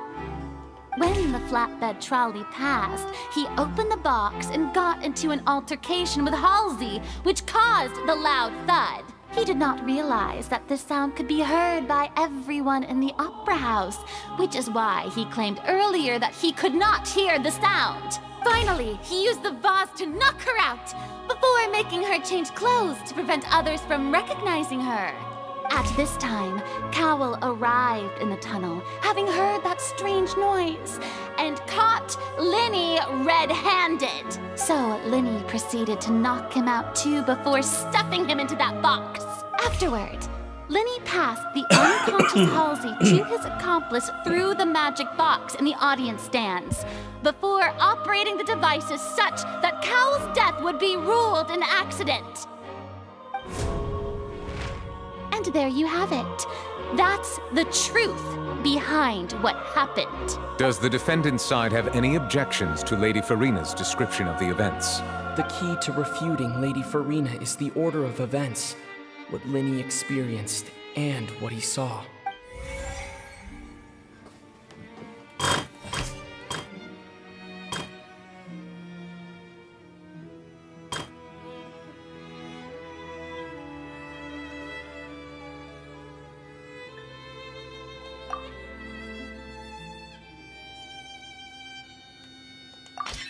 According to Linny, he left via the vent after entering the tunnel. He couldn't have had that altercation with Halsey.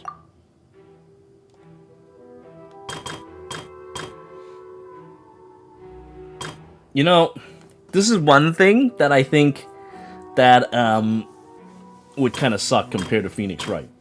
You know, in Phoenix Wright, I always answer things incorrectly to listen to what people say. But, well, I don't think I get that choice in this game. Unless...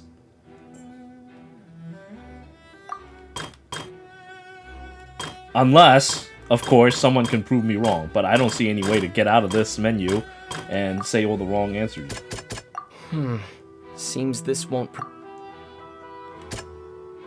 In fact, I feel like I'm being walked through this, because if I choose wrong, I don't have a light bar that goes away.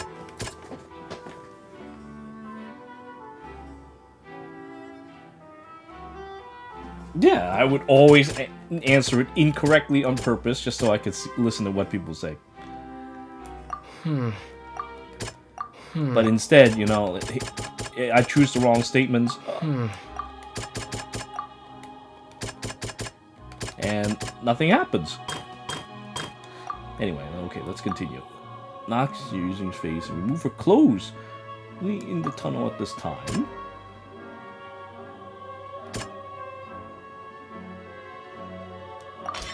Linny went to the room that contains the Oratrice's core. This...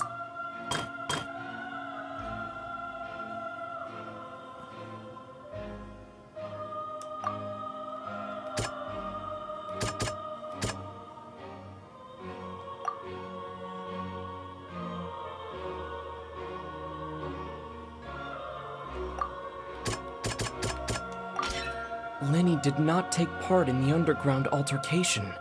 He only witnessed traces of the aftermath. Attention!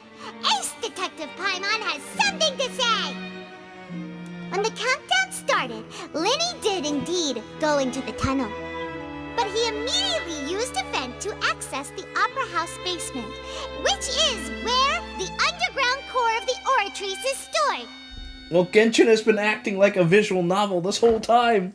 It must well be a visual novel, because I'm not really getting quality gameplay there either. Once he reached that area, he heard a voice in what should have been an empty room. Since he felt something was amiss, he returned immediately. And to be honest, I think it would have been great if this is a visual novel in some way. Like, this game has a lot of production value, and I think that they can probably get away with something like that. But, well, it is what it is. The crime scene had already developed by the time he reached the tunnel again, and in order to complete the magic trick, he did not remain there for any length of time. Finally, he reached the surface, and that was when the accident happened from his point of view. Therefore, he's innocent!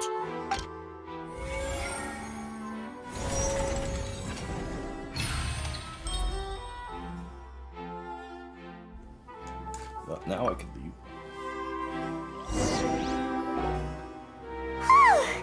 Paimon did it! Paimon actually managed to say all that! Wasn't it awesome? Why is it that Paimon's speaking for me even in this? Fuck, man.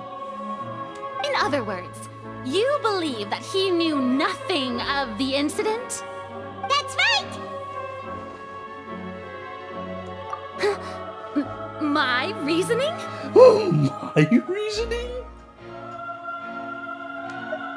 If that's the case, then if Cowell hadn't entered the tunnel, who was the entire setup meant to kill? Assuming that what you say is true, Linny only needed to kidnap the young girl to cause a new disappearance case. What would the point of killing someone on stage be? Oh, they have a point. That's right, you tell him! And that's why they're partners of mine. They've managed to turn things around. Oh, well, your denial is very strident, I'll give you that. But what proof do you have to back your claims? I do. If he had been in the magic box the whole time, how could he have not heard that sound? Why do you ask? You're saying that he wasn't?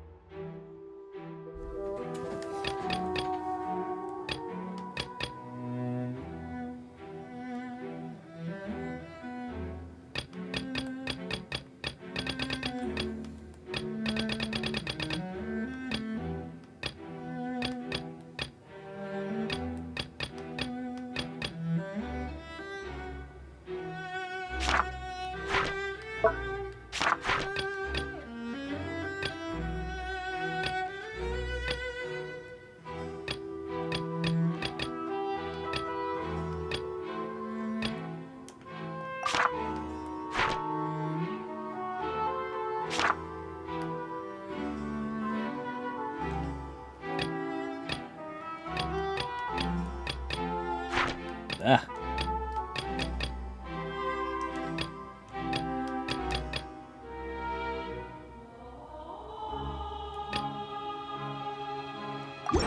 That's right! Lenny wasn't in the box or in the tunnel. That's why he didn't hear anything strange during the performance. This means that when the crime happened, Lenny had already entered the basement via the vent. Wait a minute. Now that I think about it, I should have answered it incorrectly. Maybe this would have been a perfect chance to see what happened. But chances are, I will get to hear the Traveler talk about how that's nonsense. Maybe. The same clue you used to disprove his alibi has now become the best proof! How do you like that? But if you have done this incorrectly, let me know. I'm sure there'll be other opportunities too. And when the time comes, I'll answer it incorrectly to see what happens. Well played. To think you'd use such logic. Now look, she summoned a clone of herself again! If it wasn't Lenny who committed the crimes, then who was it?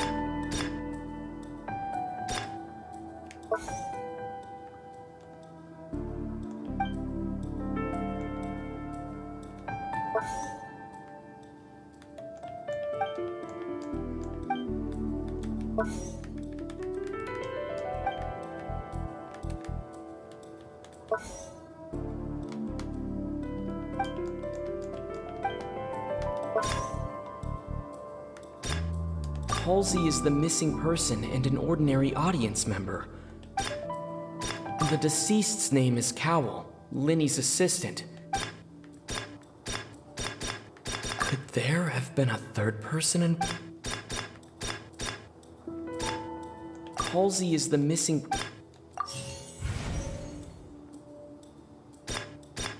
Wow, really? The Do it deceased's incorrectly, name it is Cowell. just disappears?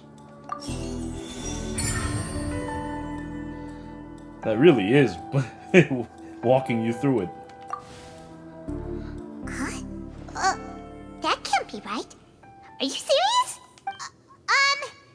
The killer was, in fact, Cowell, the deceased! Oh, is that so? How interesting! Let's hear your reasoning then. What I must do next is recreate the truth. What Cowell did, and how he went from would-be perpetrator to victim. Halsey's clothing was in the tunnel, so there must...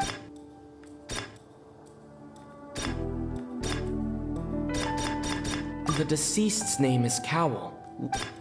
No one entered or left the Opera House through its entrances, so...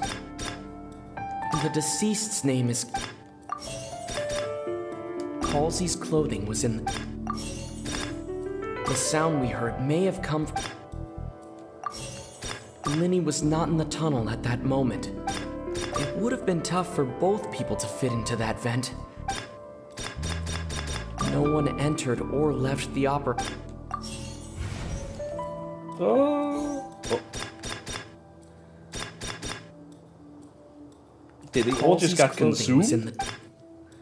Interesting. The deceased's name is... No one entered or left... It would have been tough for both... Linny was not in the tunnel.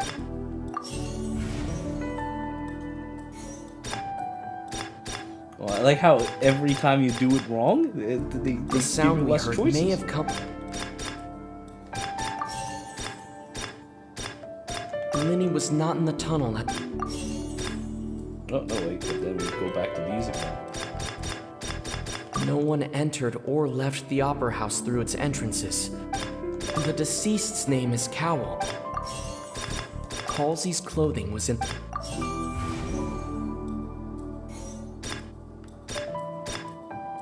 No one entered or left... The sound we heard may have come... The sound we heard may have... It would have been tough for both people to... The sound we heard may have come from a clash, but... It would have been tough for both people to fit into the... Linny was not in the tunnel at... The sound we heard may have come from... It would have been tough for...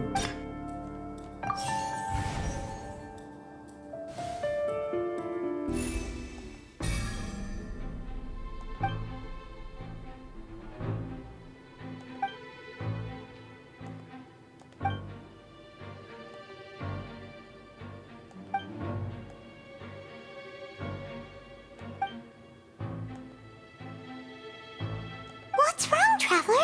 Are you still having trouble figuring things out? I see how it is. So this was all just a bluff. And here I thought you had something to show for it. But it seems you're still far from the truth. Look, since we're at a dead end, why not consider a different track? Just like the trick as it transpired, the end result must have been utterly different from the magician's initial design. If only we knew how Halsey disappeared. Well, that would be nice, but the tunnel only has 3 exits, and none of them seem very likely. And it's not like this is a magic trick where you can just make a real live person disappear. You know, like you did from that water tank, Lynette. Excuse my interruption, dear opponents. But do you not see that the crowd is growing impatient? There is no greater sin in this opera house than an awkward delay in the performance. Awkward. Oh, the scale's unhappy again. If the defense is unable to make further effective arguments, we will move on to the next stage of the trial. Oh, we don't do the finger point. Linny was not in the tunnel at that moment, which gave our criminal ample time. The sound we heard may have come from a clash between the deceased's name is Cowell, Linny's assistant. He would have been able to The vase was not broken by chance. It was...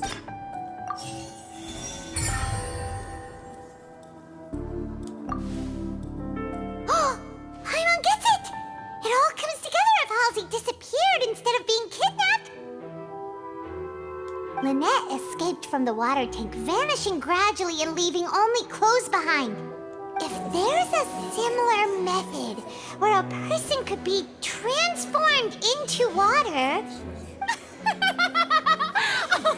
Just a moment, please. I do hope you know how preposterous you sound at the moment.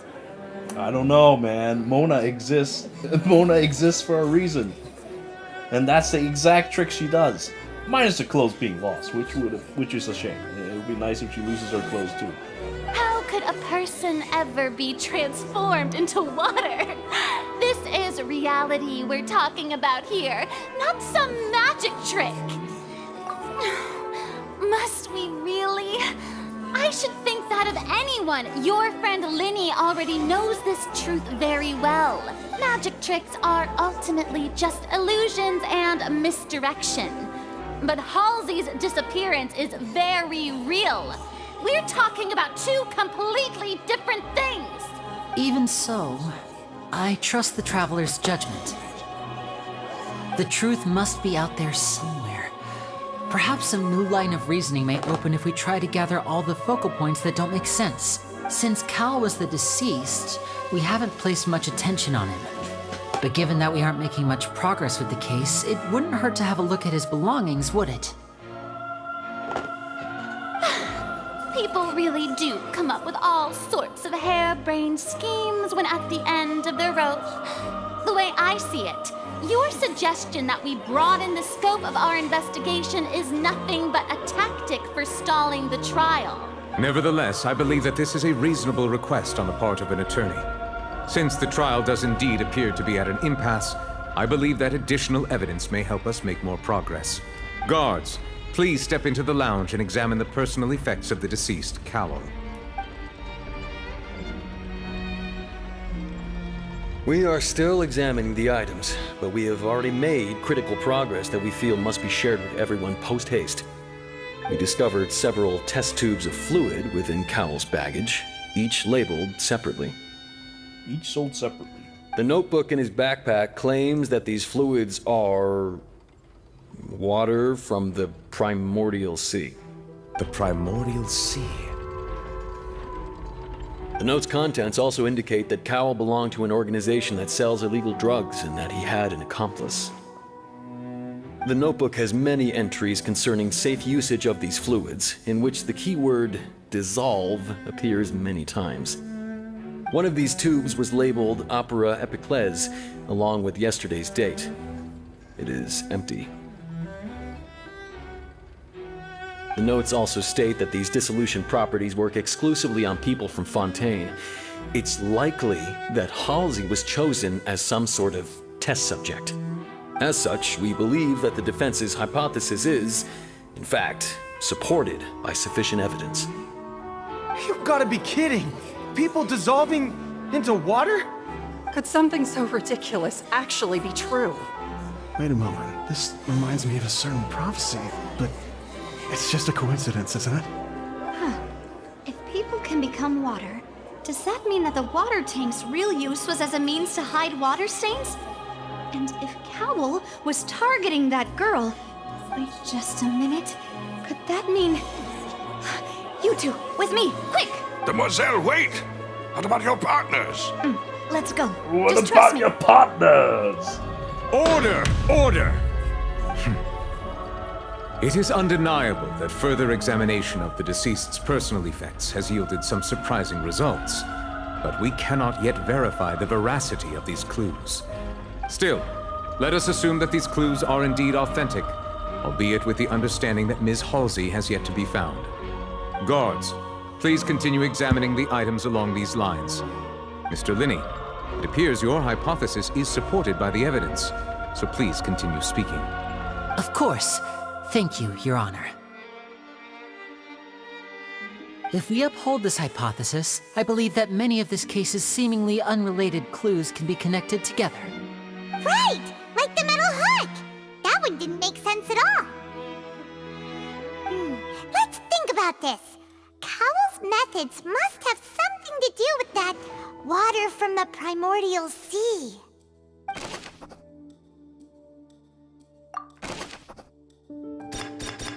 The water from the primordial sea should already have been prepped before Halsey entered the magic box. The deceased's name is Cowell. Now it seems like the hook rope was not meant for another magic trick. Lynette was in the magic box on stage the entire time. I remember there was something else within the inner... The rope that held the water tank up was lit by the fireworks and snapped.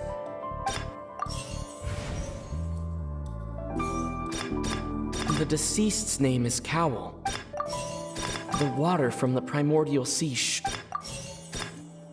I remember there was something else. Lynette was in the magic... Now it seems like the hook... the rope that held the water tank. I remember there was something else. Lynette was in the magic... the water from the primordial... Wasn't that what I picked earlier, or did I miss something? Oh well, it is what it is.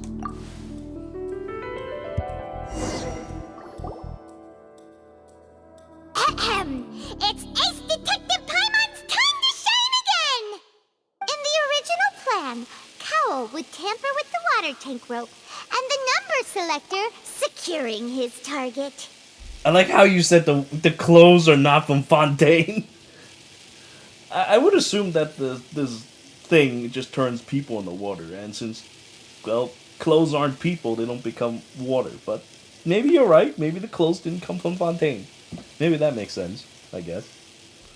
When the magic box containing Halsey was lowered, the metal hook would retract gradually and pierce the balloon at the top of the box.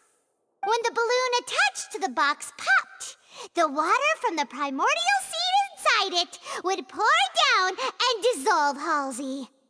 Afterward, Cowl would enter the tunnel and break the flower vase to conceal the water inside the tunnel, with the remaining evidence being covered up by the water tank on stage.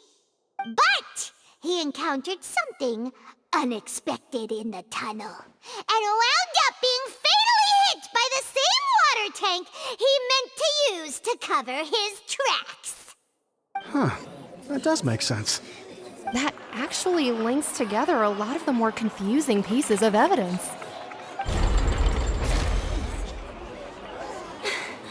Oh dear, what do I do?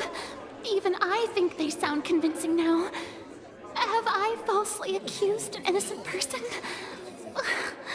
What a humiliation. Now, it seems like the only point of contention remaining is the exact circumstances that led to Cowl's death. His notes mentioned he had an accomplice who could be related to the situation. On that note, the guards have just contacted me indicating that they uncovered new evidence. I shall now invite him on stage to share it with us. Thank you, Your Honor. We were just inspecting the luggage of the other people involved in this case. And we found an identical sample of the water from the primordial sea among Linny's personal effects. What? That can't be. Oh, I see. Well, how wonderfully comedic to have your own counterattack only to come back and wound you. Does this not clear all doubt? My dear citizens, my loyal audience, allow me to present my reasoning and bring this performance to a swift close. Linny did not need to take part in the dissolution of the young woman at all. Indeed, he did leave the scene via the vent. Having made modifications to the props beforehand, his accomplice Cowl then caused Halsey to vanish using the water from the primordial sea. But upon his return, in cruel avarice, Linny desired sole credit and prepared to do away with his partner in crime. Ultimately, he knocked Cowl out, and the tool meant to cover the crime up also became a murder weapon. Now, as much as I regret having come to such a viciously straightforward conclusion, it does seem that the famed Fatui is quite the cold-blooded and ruthless organization. Am I right, Mr. Linny? We've used up all the evidence we collected. There's no way for us to make a rebuttal here. Is this the end of the road? Well, the scale's upset again. I can't think of anything either. It doesn't look like there's any way around this. Seems using the water as new evidence was too good a move. Why did this have to happen now? I think we've all seen enough now, and we have ample witnesses to my flawless reasoning. I believe this is indeed the finale. Now then, my good, noble Chief Justice, should we not, in your view, move... Excuse me, everyone, but I must interject. Miss, I must ask you not to shout and to respect the ongoing legal proceedings. Oh, come on. Don't be hasty. I have a good reason for interrupting, you know. Now, would anyone here like to take a little break from all this debate and see a little magic? I'll show you an amazing trick. One that can bring a young woman who has disappeared back in the flesh, right before your very eyes. Please, do the honors, Mr. Linney, if you would be so kind. What in the world is she saying? No offense, miss, but miracles like that are beyond my scope as a magician. Come on now, don't be silly. Magic is all about misdirection, isn't it? It often conceals the truth while presenting a fascinating illusion. But once everyone believes the illusion, can't magic reveal the truth to them once again? And wouldn't such a trick be the most marvelous finale to today's performance? Come on, Lenny and Lynette, give it another go. Don't worry. Spina di Rasula has made the necessary arrangements on your behalf. But as the magic makers and stars of the show, I think I should leave the final performance to you. Oh, she better comes out without her clothes. I understand.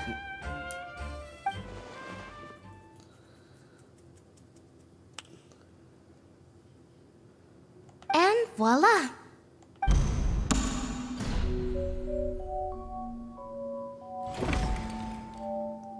God damn it. Sorry for the interruption.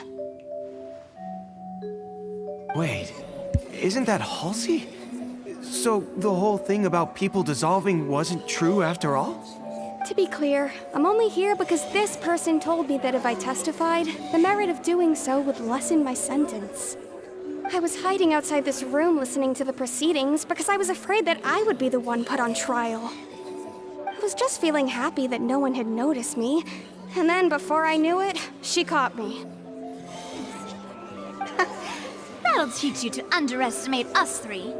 Where should I begin? I'm sorry. I'm the one who killed Cowell. I admit it. What? Why? Firstly, my name isn't Halsey. It's Lillian, and I'm originally from Mondstadt. I heard that Linny's show was gonna be a real thriller, but I missed the chance to buy a ticket, so I stole one. That's how I make a living. I steal stuff here and there, and I'd never been caught before. But I was noticed at the harbor a few days ago, and I barely got away. Linny was the one who caught me in the act. Hey, no wonder you look familiar. So you were the thief.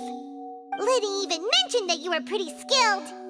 Well, and I thought that would have been the end of it, but then the number selector chose me. He even mentioned the Fortress of Meripede. That's a prison, isn't it? So you can imagine how shocked I was. I thought he was onto me for sure. So I played along with the show while looking for an opening to flee, but then I got water poured on me for no reason, and then someone jumped into the tunnel to nab me. I wasn't going to take that lying down, so I knocked him out and stuffed him into the box. There was nowhere to run from there, though, so I had to change my clothes and hide in a box containing performance costumes. I slipped out after the first guard arrived at the scene and continued hiding inside the opera house. Can a person even hide in there? But I swear I didn't know that the water tank would fall down. Really, I swear it. Had I known that, I wouldn't have put him in the magic box. I may be a thief, but I'm no killer. Well, that makes everything pretty clear now, doesn't it?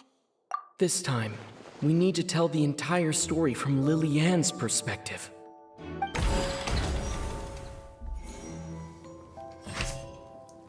You know, this whole thing is pretty cool, though. I do kind of hope that we do this more often, because I loved all the fancy...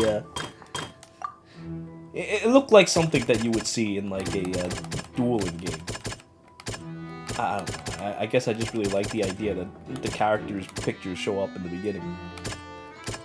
Alright, so let's see.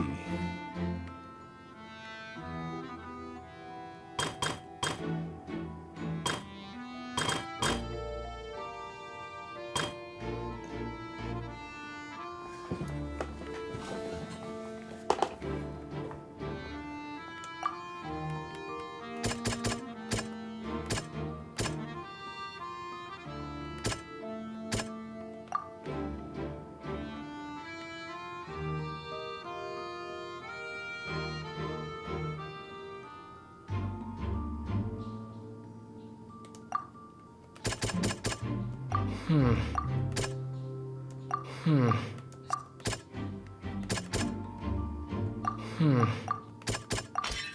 strange sound wasn't from a fight. It was Lilianne's attempt to break out when she was frightened.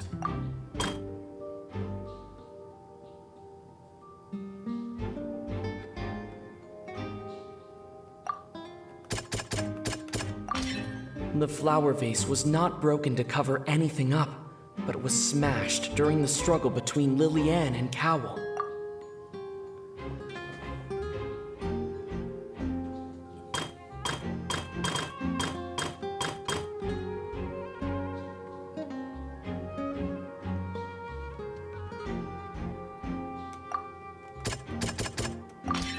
Lilianne was afraid that she would be recognized if she left, so she changed clothes. And it's Ace Detective Paimon! Having been selected out of the blue, Lilianne panicked. Her panic only intensified after she entered the tunnel and had water poured on her head. So she kicked the door open.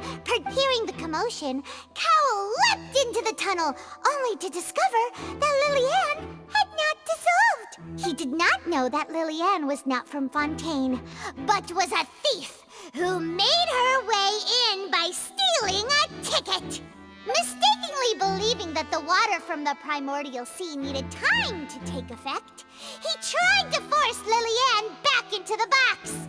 The two broke the flower vase during the struggle, but Lilianne came out on top, knocking Cowell out and putting him in the box.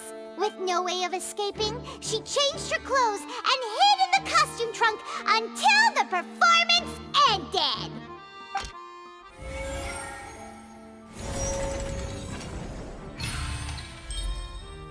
The scale's happy again.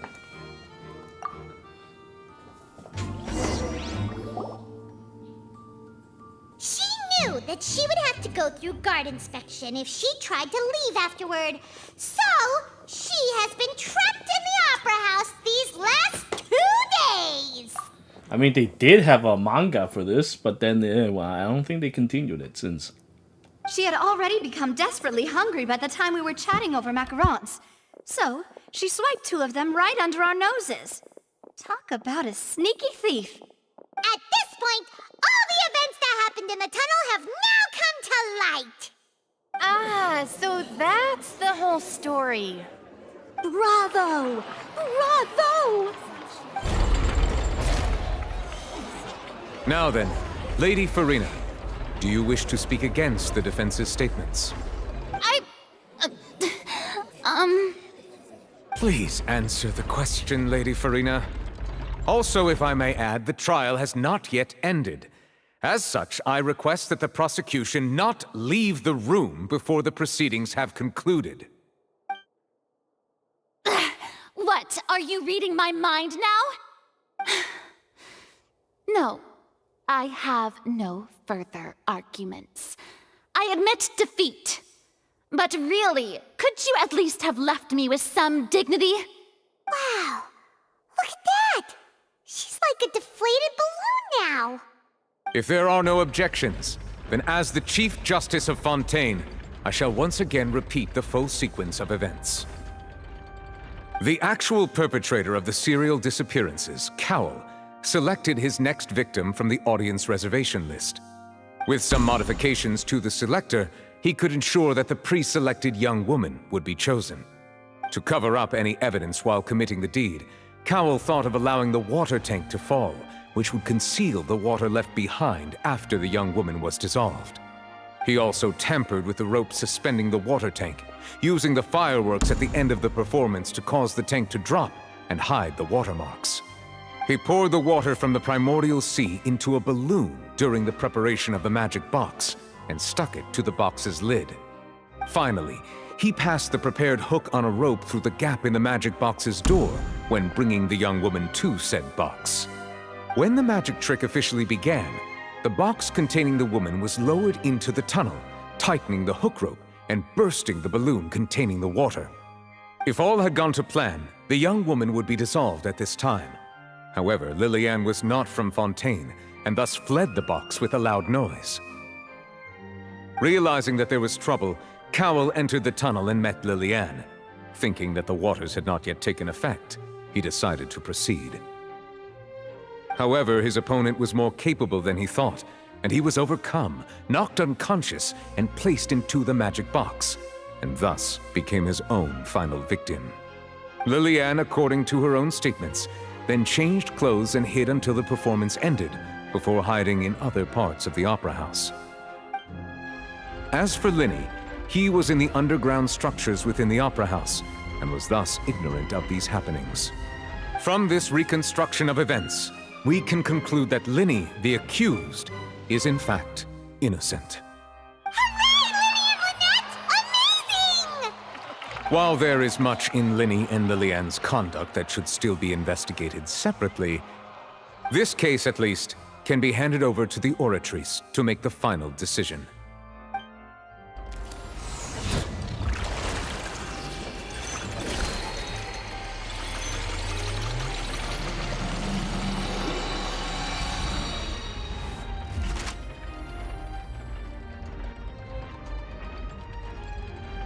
As such, Linny and Lynette are officially declared not guilty.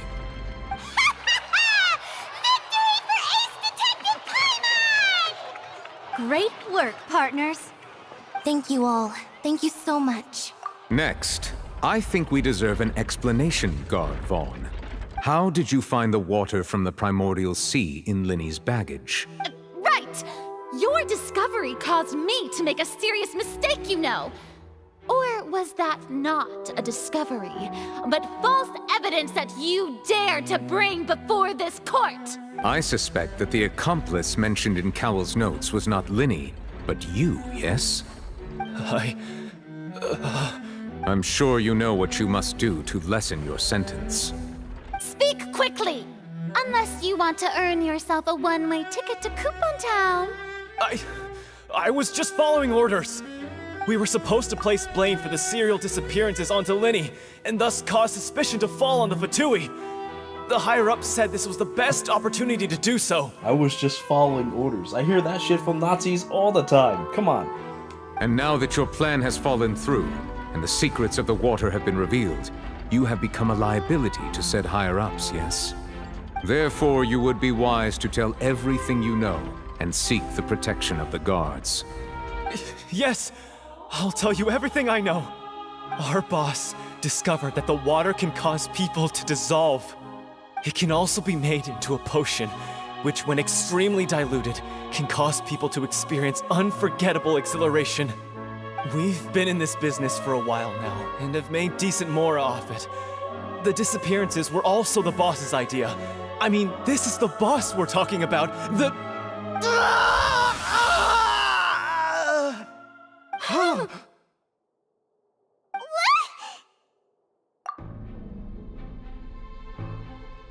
And now he can no longer talk. Such ruthlessness. I shouldn't have expected any less of them. An outrageous act. All present, please submit to inspection immediately. Belle Delphine water. That is the kind of comment I've been waiting to hear. That is good comment. Belle Delphine water.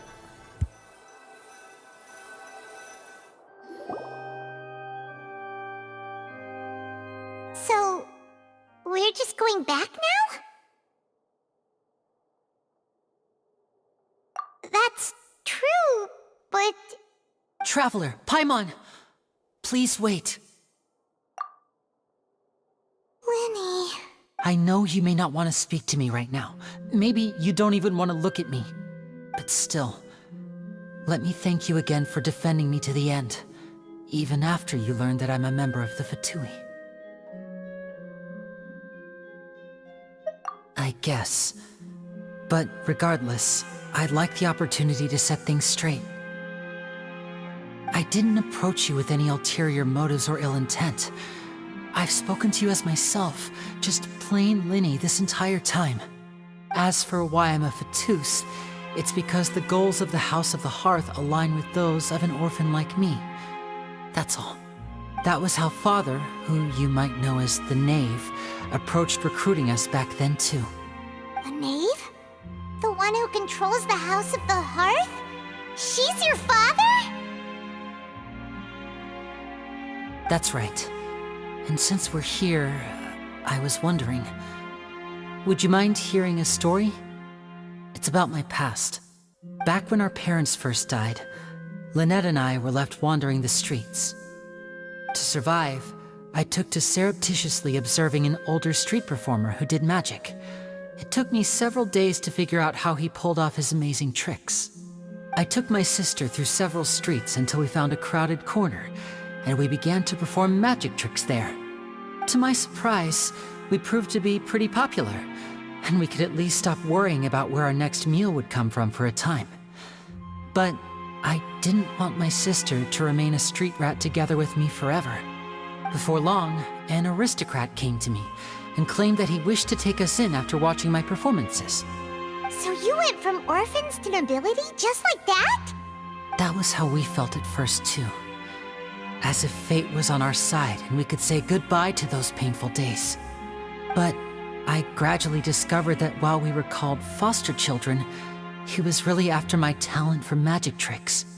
He would constantly take me to all sorts of banquets to garner attention, which he would then use to expand his social circles.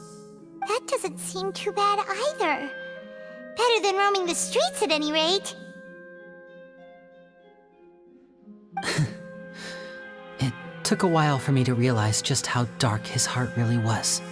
After one particular performance at a banquet, I discovered that Lynette was not on the same return vehicle as me. I waited a long time after we returned home, but she did not come back. I went to that noble's bedroom and asked him about her whereabouts. The answer he gave me was, she caught the eye of the most eminent person at the banquet, so I sent her over as a gift. I mean, you'll be able to perform your magic regardless of who your assistant is, yes? Oh no. So he was gonna... But wouldn't Fontaine's laws deal with such people? As far as outsiders are concerned, this is a relationship akin to adoption or foster care, and they have their ways of escaping the eye of the law. I managed to ferret out the location of the mansion of that so-called eminent person and hurried through the night. But by the time I leaped over the walls, avoided the guards, and made my way in, all I saw was the moonlit ground covered in blood, and the knave standing there in the darkness. So, she'd already taken care of that guy. That's right. She had rescued my sister before she could come to any harm, and had even discovered several girls hidden in a basement, all of them orphans. Father, I mean, the knave, might have seen something in me, and so she made me an offer. The House of the Hearth welcomes you, for your interests align with ours. Here, none will ever betray you. Indeed, betrayal shall never be permitted here. I was hesitant to trust her. I mean, I had just been betrayed by nobles. But she was also quick to destroy the noble who had taken us in at first, giving us back our freedom.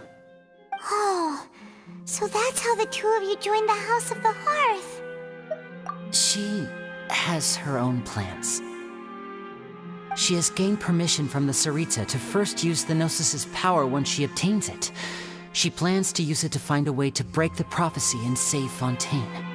So, she believes in that prophecy too? That's right. The whole House of the Hearth is currently working to combat that crisis. Today's case has also proven that people from Fontaine can indeed dissolve into some sort of water, thus further supporting the prophecy. All of us house members here, Lady Arlecchino herself included, are from Fontaine. We won't give up on defending our homeland. To us orphans, the only connection we have left to this world, apart from our family, is our homeland. So, from small deeds like distributing magic pockets to huge schemes like stealing a Gnosis, everything is aimed at dealing with that prophecy. It's all right. I understand. The only thing I can do is relate all this to you. I just hope you can understand that even as a member of the House, I have never stopped making my own decisions, and that I believe what I'm doing is right. If you should need anything at all in the future, feel free to find me. I will do my best to help you, as plain Linny.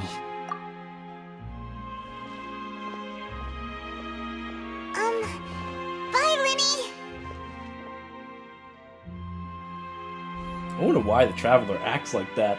It's not like the Fatui, like, banged his wife or anything.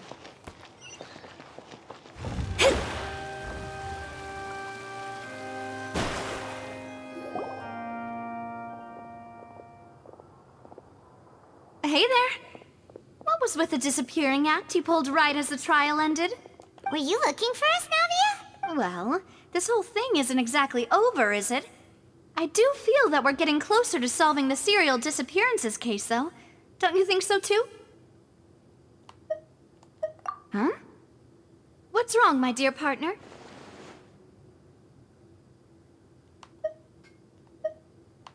Besides, are you sure we're the ones who can crack a case that's been cold for decades now? I like how we don't have a choice in the Given that matter. there's new evidence from the trial, there should be a trail of breadcrumbs for the Hydro Archon's people to follow now, right? Ah, I see. Well, I won't lie. I'm a little shocked to hear that from you. But I suppose you are just travelers who have only arrived in Fontaine after all. Sorry. I might have been too presumptuous. Don't say that, Navia. Oh, and we were having so much fun investigating with you, too. It was like having new waters flowing into a stagnant mire, causing new hope to spring forth, and the reflection in the murk to become clearer. Sorry about that. I'm a bit prone to nostalgia. Don't mind me. Wait, shall we have a farewell meal? You know, to commemorate our time as partners? Huh? Do we really need to get that formal? Well, I'd just like to have a proper ending to every important... Anyway, it would just be a meal, so it shouldn't take up too much... You don't have to twist Paimon's arm if Boss Navia's treating... Oh, wonderful. In that case, why don't we return to the court of Fontaine and head to the Hotel de Boer? I believe we'll make it just in time for dinner. All right, then. Let's have our... Act 1 complete.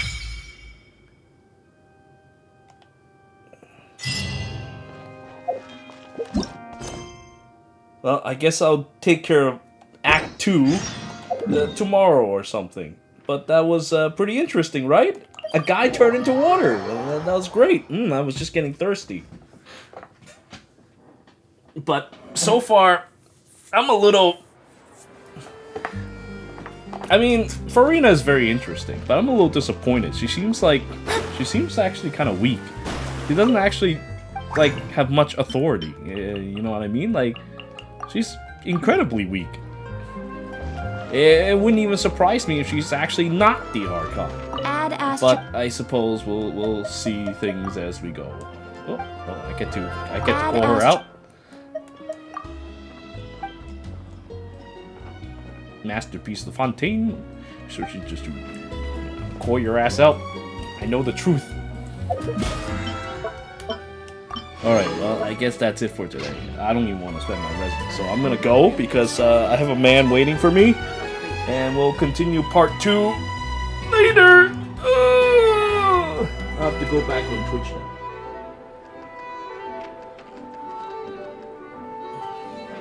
Maybe, yeah, maybe she's just a really weak Archon. I mean, maybe she's the mediocre that she was just talking about. Alright, we'll continue again tomorrow or something, or whenever I talk. Until then, well, time to go on Twitch.